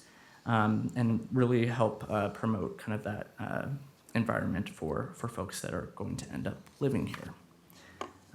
Mayor, I'll turn it back to you. Okay, Deputy Mayor. Thank you, Mayor. Thank you, Nick. I am very happy, by the way, that the newest round table is back to 7% instead of 5%. Saying that, I completely align with PC recommendation by 10%. I think the Planning Commission completely negotiated, at least in 3 ways, to address the constructability and densifying the whole Wilburton with having the minimum requirement for livability. I think we started with 15%, now down to 10%. They added the double counting. As Nick mentioned, now everything like planters, pedestrian areas, landscaping, and everything else on local or flexible access that is not car is part of this open space. That's another compromise. And then the departure kind of language there that they can also be flexible site by site. So I think this is the compromise version that has not only address density, but also address livability and all of those visions that we have for Wilburton that is livable. They have park, they have open space, trees, and welcoming, walkable, and pedestrian. Thank you, Mayor. Thank you. Councilmember Neuenhuis. Option B. Okay. Councilmember Hamilton. I think one of the things that EHR does for us is it allows you to kind of choose your own adventure. So if you want to go with the nonprofit housing providers, you can go with the EHR. If you want to go with the market rate providers, you can go with the EHR. And I know that in this case, there is alignment between the chamber and EHR. They're all at 7%. I think, again, if we're putting housing supply at the top of our priority list, we go with option B, and that's where I am. Okay. Councilmember Lee. Clarification. Under chamber option, is public and private, are they separate or combined? It seemed like it was doing 10%, but allow 5% to be private. But Again, we didn't update the options according to the latest letter, and it sounded like based on public comment too, there's now consensus around a 7% requirement, and so the 5 and 5 appears to at least be off the table but it's on the slide. So chamber is the same as EHR. It's 7% total. That is what I believe Mr. Fain provided testimony Okay, or comment to. that's this what I want morning. to know. Yep. Yeah, so I support that. What do you support? I support 7% open space. Option B. Right, I see that, okay, sorry, maybe I missed something. I'm looking at the slide, but this is the update, is on the paper, and the slide's not updated? Correct. Got it, okay. So, got you. Okay, I'm in support of the Planning Commission for all the reasons Deputy Mayor mentioned. Councilmember Sumadaria. For me, the goal of this project is increasing density, so if the family doesn't have the extra affordability available to them, open space doesn't really mean anything if they don't have a home to sleep at night. So I'm going to be. Okay, and then Councilmember Bahargaba. Yeah. I do appreciate the East Side Housing Roundtable coming back and revisiting their thinking from 5 to 7%, but for just like many things in Wilburton, it's really finding the balance between affordability and livability, and the idea of being able to use the driveways within your site towards open space, the idea that you can actually put some green space on your site as well, and the provision for sites less than 40,000 square feet requiring no open space at all creates opportunities for the development outcomes to happen. And so for those reasons, I sort of litigated this already once in my head as part of the Planning Commission not so long ago. I'll stay with option A. Okay, gotcha. So majority is going for option B. So we'll bring that back. Okay, so on to fee and lieu. Okay, so the fee in lieu vesting was, let me just check my table. This is also one that we have an update from the roundtable on as of last week. So they initially raised it in the context of the Catalyst program. The updated letter is requesting that this be the rule for Wilburton, regardless of whether the Catalyst program expires or not. And that being allowing for fees to both be calculated or assessed at the land use application, and then allow them to be collected at building permit issuance. And the current policy in the city, and this applies not only to affordable housing fees, but also to other fees like transportation impact fees, school impact fees, is to assess the fee at building permit issuance. So we not only assess, but we would then collect at the building permit issuance. So option C, which is also on your table, option B, no daylight between those two.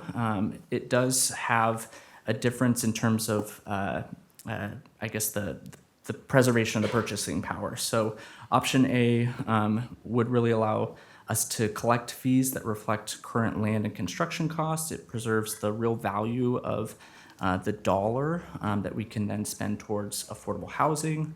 Whereas option C would lock in the fee at the earliest point in the process, which is at the time of that land use application, which could be several years, even a decade, before a construction permit is issued and that fee is then paid. So of course, in that time, the value can be severely diminished by inflation, and effectively that would shift kind of greater responsibility, financial responsibility onto the city and the broader public to fill that gap to meet some of the affordable housing needs in the city, which of course are great, as you all know. Option A does kind of hold the developer a bit more accountable to those fee adjustments and making sure that they contribute to their fair share. So tying the fee assessment to the building permit as option A provides, does incentivize more timely project delivery. And so the concern with option C is that it could actually result in more opportunity for speculation or speculative development through that land entitlement process. So there's a lot of value in being able to kind of lock in a fee at a lower rate and then sell that entitlement. So I also want to note that our approach, which is option A, that's our current practice, has been longstanding, and it has supported one of the strongest development markets in the region. So it has not at least been identified in the past as a barrier, and I think the development patterns would indicate otherwise. So with that, Mayor, we will turn it back to you. Okay, thank you. Deputy Mayor? Thank you, Mayor. Thank you, Nick. Can I ask you a question? Here, option A is fee assessed and collected at building permit issuance. Option C says, in option C, the fee assessed can be at land use application in 2025. Mm-hmm. Hopefully, we are encouraging everyone to do development, so hopefully we are starting 2025. And can be collected at the building permit issuance in 2035, 10 years that you said in your example. Yes, I mean, if the fee is locked in, they can still move through that entitlement process, which could take some time, and then they would have a vested decision for a period of time. So it could be several years before they're ready to then pull a building permit, which is the time then we would go back to the fee rate when they first applied and collect that. So have you guys considered, like all of our catalyst program, maybe 2 years locked in? Like if they can, the fee assessed is locked by, again, I'm throwing 2 years as an arbitrary numbers, is locked for 2 years, and if for 3 years, and if they did their building permit issuance in that timeline, because your concern is after 10 years, the dollar value is not the same. Am I correct? That's the main issue. Yes. So I think if we give them a timeline, 2, 3 years, whatever that is really standard, then the dollar is the same, because hopefully in 2 or 3 years, the inflation is not going to go crazy. But if it passed that deadline, then we can just change that. Is something that you guys have kind of studied and have any answers? That is something that we can look into that would help at least minimize some of the risk identified in the staff analysis. So that's something we can look at. Other areas kind of tie the fee to when the permit's issued, then it's locked in as a condition, and then that's what would control for the period that that permit is alive or still valid and active. So Great. a couple ways to look at it. I just asked to look at this, that like all of our catalysts, how can we incentivize, again, development and assess, lock it for 2 or 3 years. If they come for permit issuance, great.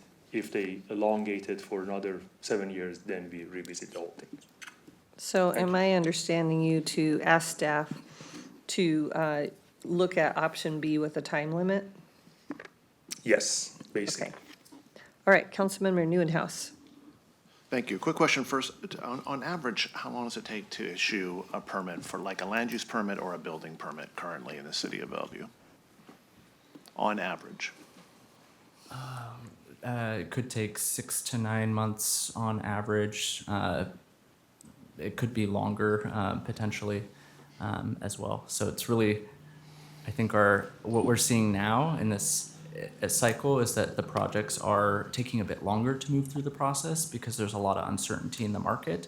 And so there is that flexibility as well to maybe slow walk a project. And so it's really difficult to say. I understand it's difficult, but I'm just looking for an average here, because my understanding is it takes a lot longer than that period of time.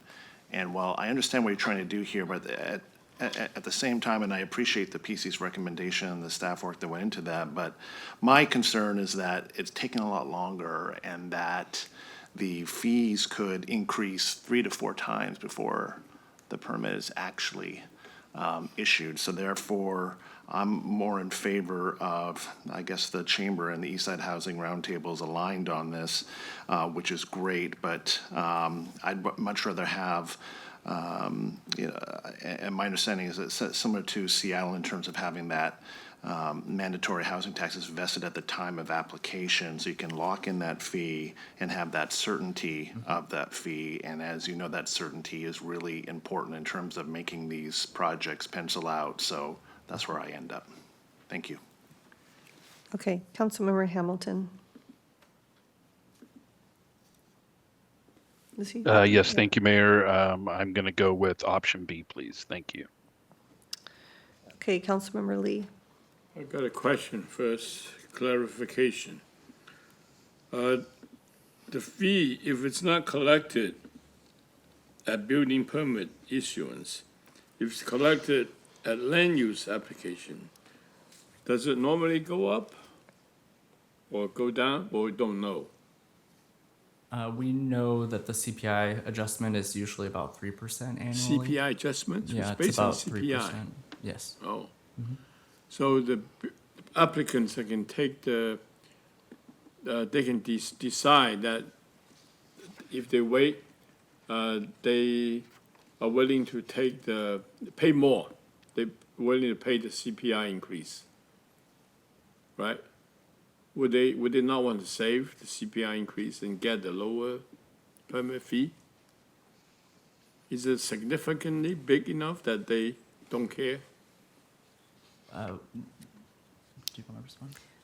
So the staff recommendation, the planning commission recommendation is that the fee would be assessed at the time they receive their building permit. The development community, the East Side Housing Roundtable are suggesting that we would allow them to lock in the rate at the time of submission, not the time of approval. So they would like to pay less. And we can collect the money also earlier. So we can We use would the not collect the money earlier, we would collect the money later. still later. Oh, okay. So we'll get the same amount of lower fee and collect it later. Yes, we would not realize any of the inflation, although inflation would have occurred during that time. So it's for the benefit of the city to collect it early. So The we can use collection would be the same in either scenario. It's same when amount. we but would we can use assume it the earlier, amount. Sooner. We would calculate the amount earlier, but we would still receive the payment at the same We time. cannot do anything. So what's the difference? I don't see that. It's less money if it's assessed earlier. Well, in that case, I would go for the C option, chamber option. It doesn't make any difference to the developer, it doesn't make any difference to the city, so. The recommendation of the staff and the planning commission is that when we collect the fee, we would also have the increase in inflation. So we would collect a higher fee, and that's what staff supports. So that when we collect the money, So we'll forego the inflation. yes, the cost to the city in the option C is Yeah, that but the we get city. we get the money earlier, though. No, we receive the money at the same time in both scenarios. It's the assessing of it. Oh, that's the building permit issuance, Yes. not at the application time. Okay.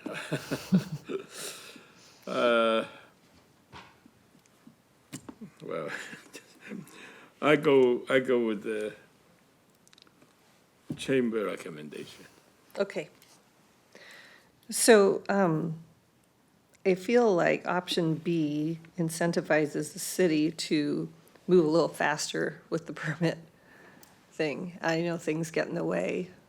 And it would be great, actually, to have like a time limit of 2 years. If it goes beyond 2 years, then we go to option B. And I don't know if that's possible, but I'm just thinking, I like the incentive part of option B, but if things take longer. Yeah, I'll clarify some things. Okay.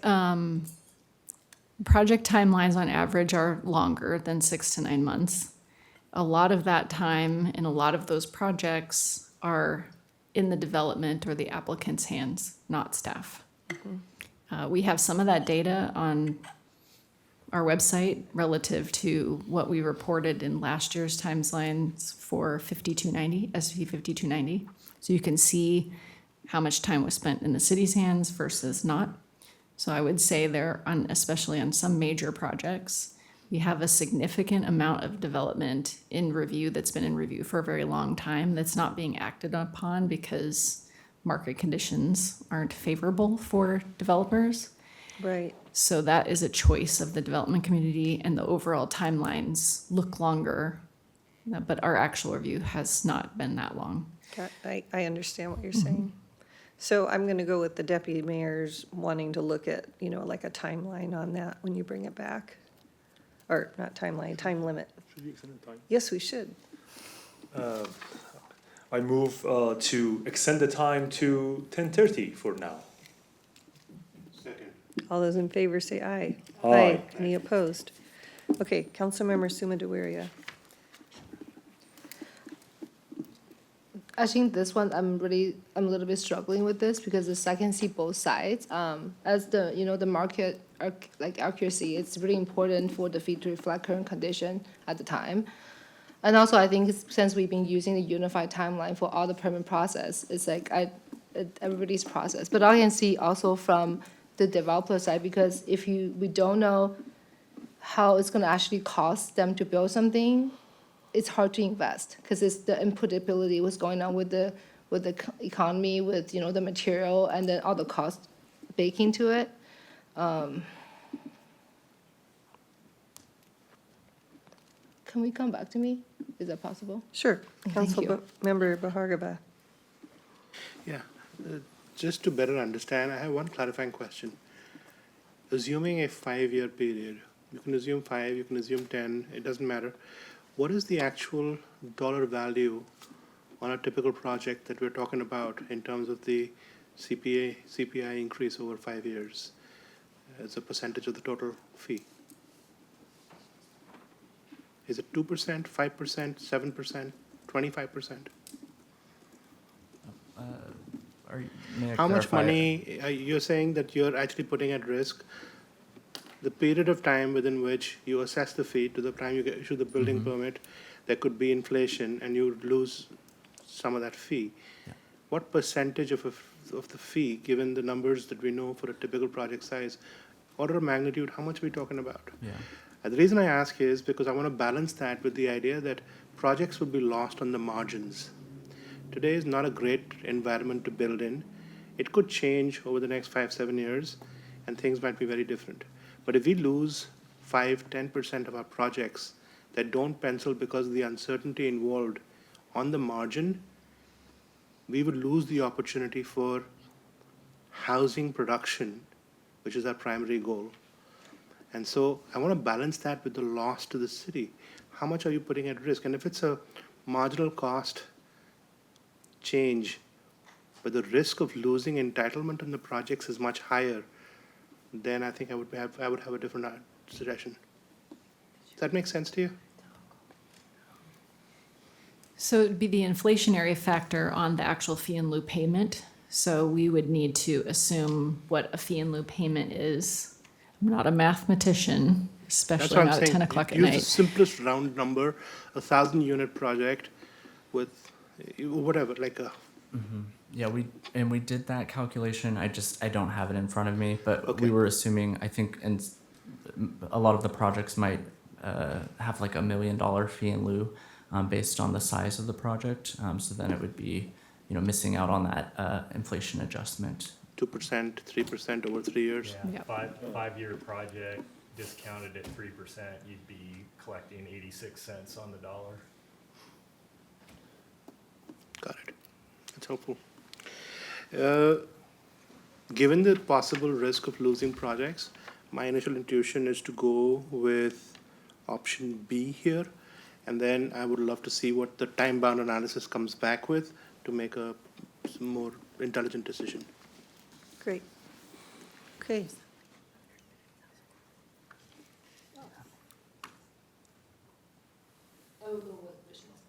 Okay. B with a time limit. Okay, perfect. Okay. You know, one thing I forgot to mention is when you come back with options, can you also bring back more information on the emergency access road and what that would look like and the pros and cons of using that? Okay, we are at master development plan phasing. Okay, final two items, hopefully brief. We are aligned with the roundtable. The staff recommendation first on master development plan phasing. The PC, the Planning Commission recommendation, was really developed with the idea of mirroring the Bell-Red approach as it relates to non-conforming sites and the development of non-conforming sites. And so what happened, perhaps inadvertently with that policy decision to mirror the Bell-Red approach, is it also mirrored how we would want to see phased development happen.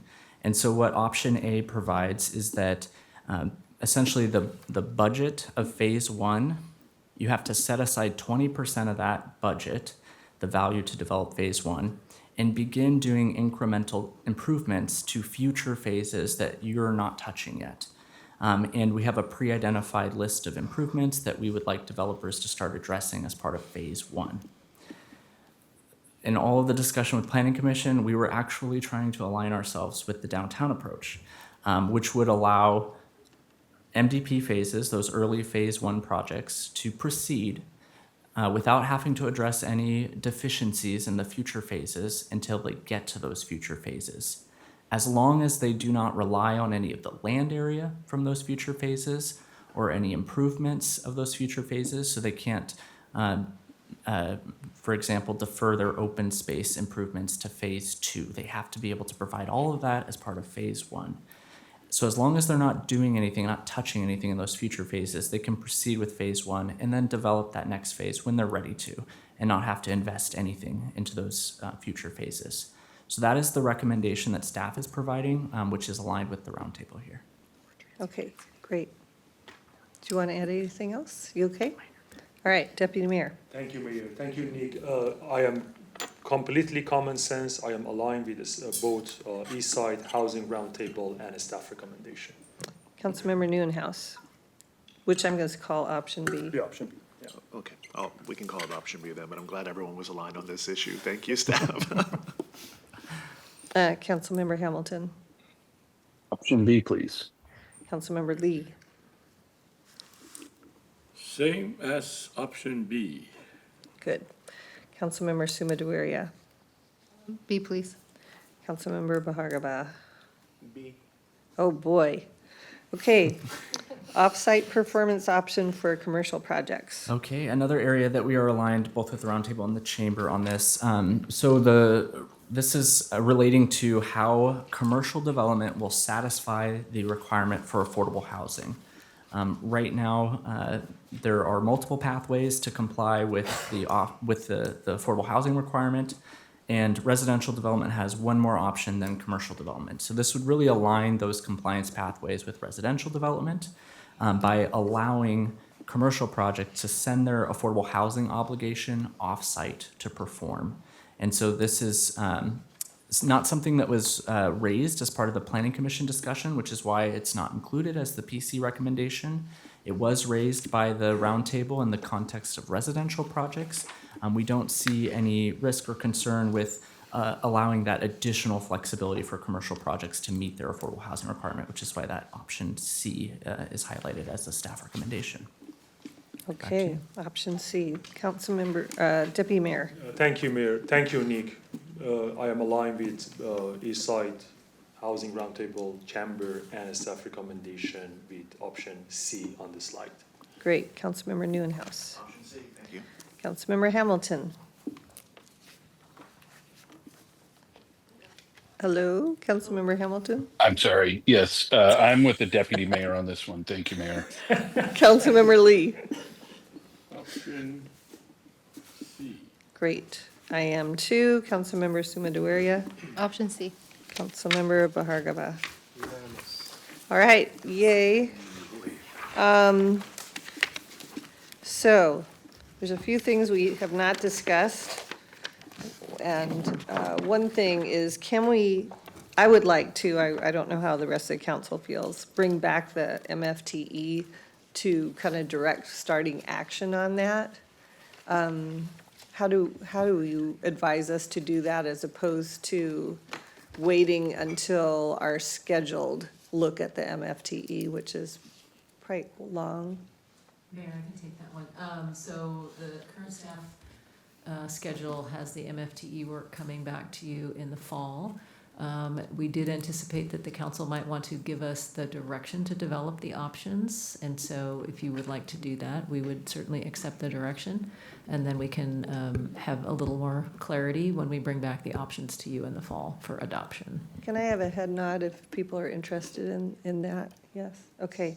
The other thing is, I have one more ask, but I wonder if everybody else does too. So I'm just gonna let everybody go down if there's one more thing you want staff to look into. Deputy Mayor. I'm good, thank you, Mayor. Okay. Councilmember Newhouse. Councilmember Hamilton. I'm good, thank you, Mayor. Councilmember Lee. I already said I hope it's recorded. I want to have a transportation bring back something. Yeah, Cost. we Thank you. included that. I'm good, thank you. I do want to look back, and no, I want a little more analysis on step backs and maybe how we can incentivize them.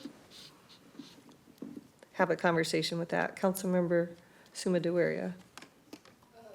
No, I just only the MFTV. We make sure that it's in there because I want to learn more about it from the staff. Okay, Councilmember Bahargava. I'm good, thank you. Okay, so I think we've given you all you need to know, and we're looking forward to you coming back, and thank you very much. Thank you so much. Okay, we actually have another item.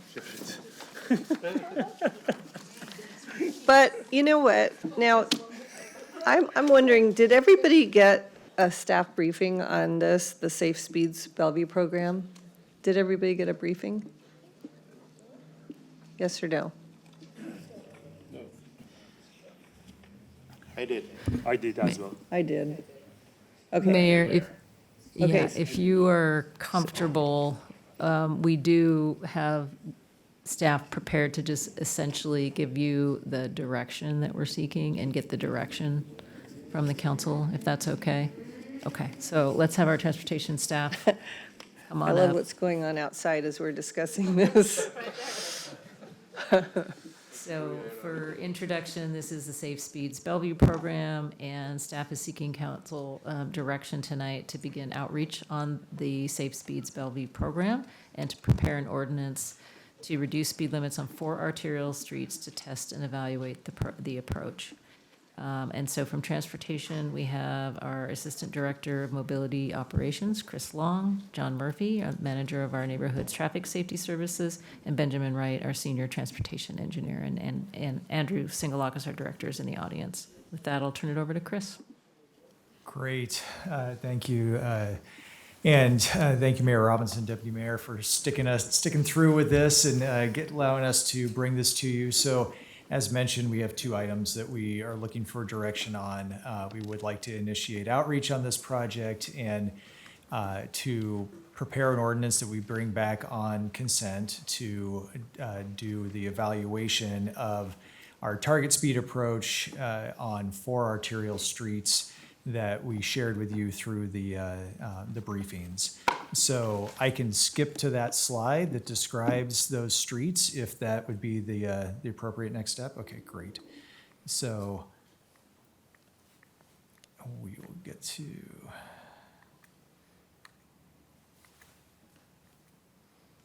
There we are. John, do you want to describe the streets? Yeah, sure.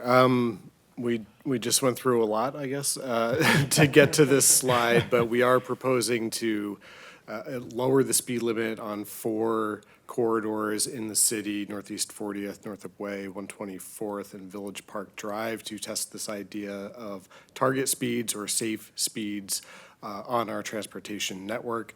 This follows a similar model that we have applied to the local streets, where we tested a lower speed limit measured the efficacy of speed limit sign changing, increasing the number of speed limit signs before we deployed this idea of a target speed more citywide. So we would seek your direction to initially lower the speed limit on these 4 corridors and then return later this year with the findings and a draft approach for target speeds on all of our 30 plus mile per hour streets in the city. Yeah, this slide shows our overall approach to the Safe Speeds program, how we want to work through this process with this initial deployment this summer, and then return towards the end of the year with findings from this and our recommendation for the target speeds on the rest of our streets that are 30 miles per hour and above. So in the packet, you outline the rationale for why you're doing this, why you chose those streets, that this is kind of a pilot program that you will be assessing the results. Correct. Yeah, looking at how, well. Benjamin, do you have something to say? Go ahead. I mean, I just want to highlight, in contrast to a pilot program, that when we propose an ordinance to reduce the speed limit on these streets, that is intended to be for all intents and purposes, a long-term, change. Yeah. Yeah. Okay, that's a good point. Good distinction. Okay. So, but we will put it in and assess it. Yes. Yes. Okay. So let's start with a motion, Deputy Mayor. I move to direct staff to initiate outreach on Safe Speeds Bellevue and to prepare an ordinance that will change Bellevue City Code 11.32 speed to lower the speed limit on the 4 Evaluation Arterials Street. Is there a second? Second. Okay. So, I guess the pilot is that it's these streets that we're doing it. We could change our mind if it didn't work, right? We wouldn't have to lower it on those streets if after 6 months we determined that it wasn't a good idea, or once you lower it, that's it. Well, we can always come back and propose a change. I mean, we have that option, but council would have to take action on that again. But isn't that why we're studying it? Right, yeah. Okay. So really what we see this as is studying not only the target speed approach, but also the approach of making the change through implementing more speed limit signs as an initial step in reducing, in encouraging drivers to reduce their speed. If we find that, which is what we've done in our other trials and what we found, what we've seen in other cities as being effective, so. Great, yeah. that was a very good answer. Councilmember Neuenhuis. Why the discrepancy, 35 to 25, but the other one is 35 to 30? Go ahead. Yeah, so that was part of the target speed approach. Through the process of this and reviewing national best practices, including those from NACTO, we identified a matrix of target speeds to help determine based on certain variables that were in our presentation. So basically, the 2 of the streets score on one part of this matrix that recommends a 25-mile-an-hour speed limit, and the other 2 streets score in the portion of the matrix that would point to a 30-mile-an-hour speed limit. Can you give me a sense of what the, what the criteria or the matrix was to inform that decision? Yeah. So there are essentially 3 primary components. There are crossing point density, which is essentially how a level of risk of how many different interactions that are happening in the street, how many crosswalks, how many intersections, and other things like that. So on a street where there's more driveways, more intersections, more crosswalks, that would be a higher density, and we would recommend a lower speed limit. For this is about the separation between people using different modes. And so when there's less separation, when there's poorer lacking sidewalks, when there's poorer lacking bike facilities, there's more mixing, and we would recommend a lower speed limit. And then for the last one, activity level, basically when there's more activity alongside the street in terms of pedestrians, public spaces, bike routes, transit, curb use, when that activity level is high, we'd recommend a lower speed limit. And so basically in this matrix, when the 2 variables combine to be high, we'd recommend the lowest speed limits, and when they combine to be low, we'd recommend the highest. Okay, that makes sense. Thank you for that. And then the key metric that we're looking at that we're going to measure, though, is overall speed reduction, correct? Is that the key metric, or are there other metrics as well that we're going to be analyzing? So the purpose of this program is to bring all the arterials speed limits in line with the target speed. And what we're recommending as an initial step is to lower the speed limits to the target speed and see to what extent that influences driver behavior on its own. There are subsequent phases to this work that would implement further projects to help reinforce the target speeds that we want to see. But John, you want to speak a little bit more to data? Yeah, I was just going to say, when we come back to you later this year with the results of did people slow down Right. on these corridors, the primary metric that we will be looking at in this relatively short period of time, 6 months, is speed. Okay. However, what can we do? And I know we've mentioned this and talked about this before, and we now have emphasis patrols going on right now with those, as we hear outside tonight, those racers that no matter what the speed limit says, they're going to go well above it. If there's any way we can include that as part of this program, or put some thought into that, because I think on average, the general population is going to follow the speed limit or be close to it. But unfortunately, what I'm really concerned about, and it's ended up in a loss of life recently on 116th, are those that are just set on going well beyond and don't care what that speed limit is. And not only is that a danger to them, but to those that are on the street at that time. It's a quality of life issue when we hear people all over the city complaining about those street racers on 148th, 116th, 156th. It's really prevalent. So while I'm all in on this program and look forward to you coming back, I think that we need to take a stronger look at the actual street racing as part of this, maybe a holistic view of how we reduce not just some speeding, but all speeding, and then especially the very dangerous speeding of the street racers. So thank you. Appreciate the comment. Yeah, we'll take that into consideration too. Councilmember Lee. Thank you. I think this is a great program. I'm just curious whether you're looking at any tools to try to help reducing speed. I see that this slide you show potential additional tools. So I'd just like to know what all the tools you're looking at, and whatever you eliminated, whatever you considered. And maybe there are other tools that you also may consider. I would be interested. I'm sure the council would be probably interested to see what you may come up with.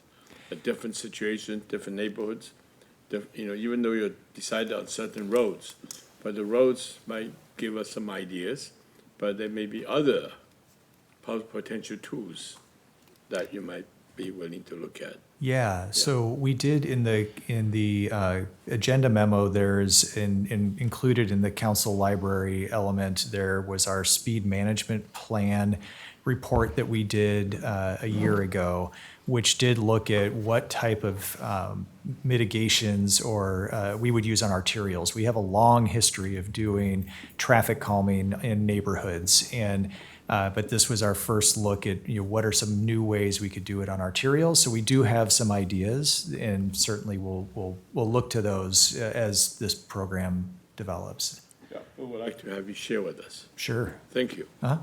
Great. Councilmember Sumaduria. I don't have any comment. I just want to learn what the future study is. We're going to be voting on this, so we just want to make sure you have any questions answered before. I think my fellow friends been asking all the questions I wanted. Thank you. All right. Councilmember Bhargava. I got to remember Hamilton. Eventually. So I think this is great. I'd love to see, I was impressed by the briefing as well.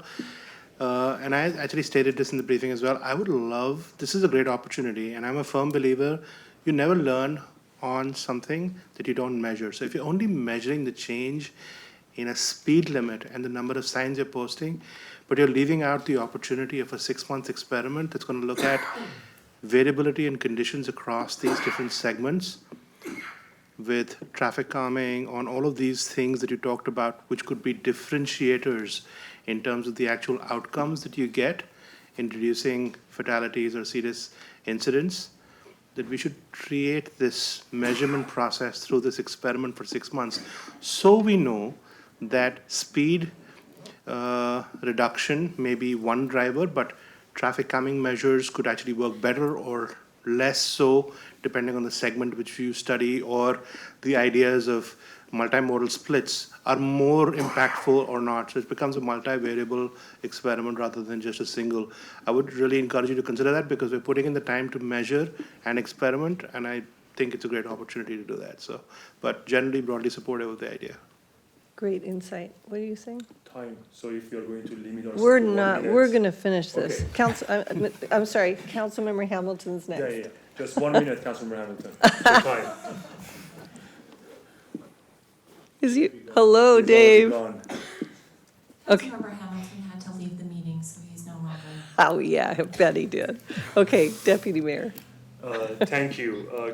Chris, John, Benjamin, thank you so much. Andrew, Mark, your whole department were so involved in this meeting, so I appreciate you. If any of the council member or public didn't see the slide between 9 to 14, to me, that's a pure poetry. That you guys, if you can go to slide 14, I think getting to this matrix and how you ended up in that, how you determine and evaluate safe speed and get to this, I think that's art, and I really enjoy that, so I appreciate you guys. The slide that you talk about why minimizing risk of a person being killed or seriously injured, I think that's the best why that we can have to start this, so I am really advocate for that. And I'm not sure what I'm feeling about Councilmember Bargava's suggestion, because if we add so many variables, then how do we know which variable is doing the best job? So if the intent is to reduce the speed and see what change we see in drivers' behavior, then I don't think we can add any other calming, because then we cannot differentiate unless you have some statistic magic that maybe we can. But I am not sure by just simple tracking, if we introduce more of calming, if we get the intention of answering this question, introducing the reduction in the speed, change driver behavior. I think if the question is that, I don't think we should add any more variable, but if the question is what combination of variable can work the best, then of course we should add as many variables as we can into the pot. One clarifier, I know we're at time, 5 minutes, so I'll take 15 seconds. The idea that if you pick segments that actually have existing conditions that differentiate one from the other, gives you an opportunity to measure multiple variables without a lot of extra effort. That's my point. Okay, so I'm just curious about enforcement. You don't have to tell me tonight, but I'm going to be, I mean, it doesn't mean anything unless it's enforced. So I would love information on how we can enforce. Can we use traffic cameras? Do we need to hire more police officers? I'm just curious as to how we're going to manage that. But I know you'll come back and tell me. So I'm fine to vote tonight to move forward with this, and I encourage everybody to read the presentation in the packet and see the PowerPoint, because it was very well done, and I'm sorry we had to shortchange you tonight. We have a motion on the table that's been seconded. All those in favor say aye. Aye. Any opposed? Okay, no meeting next week. Our next meeting is on June 3rd, so thank you very much.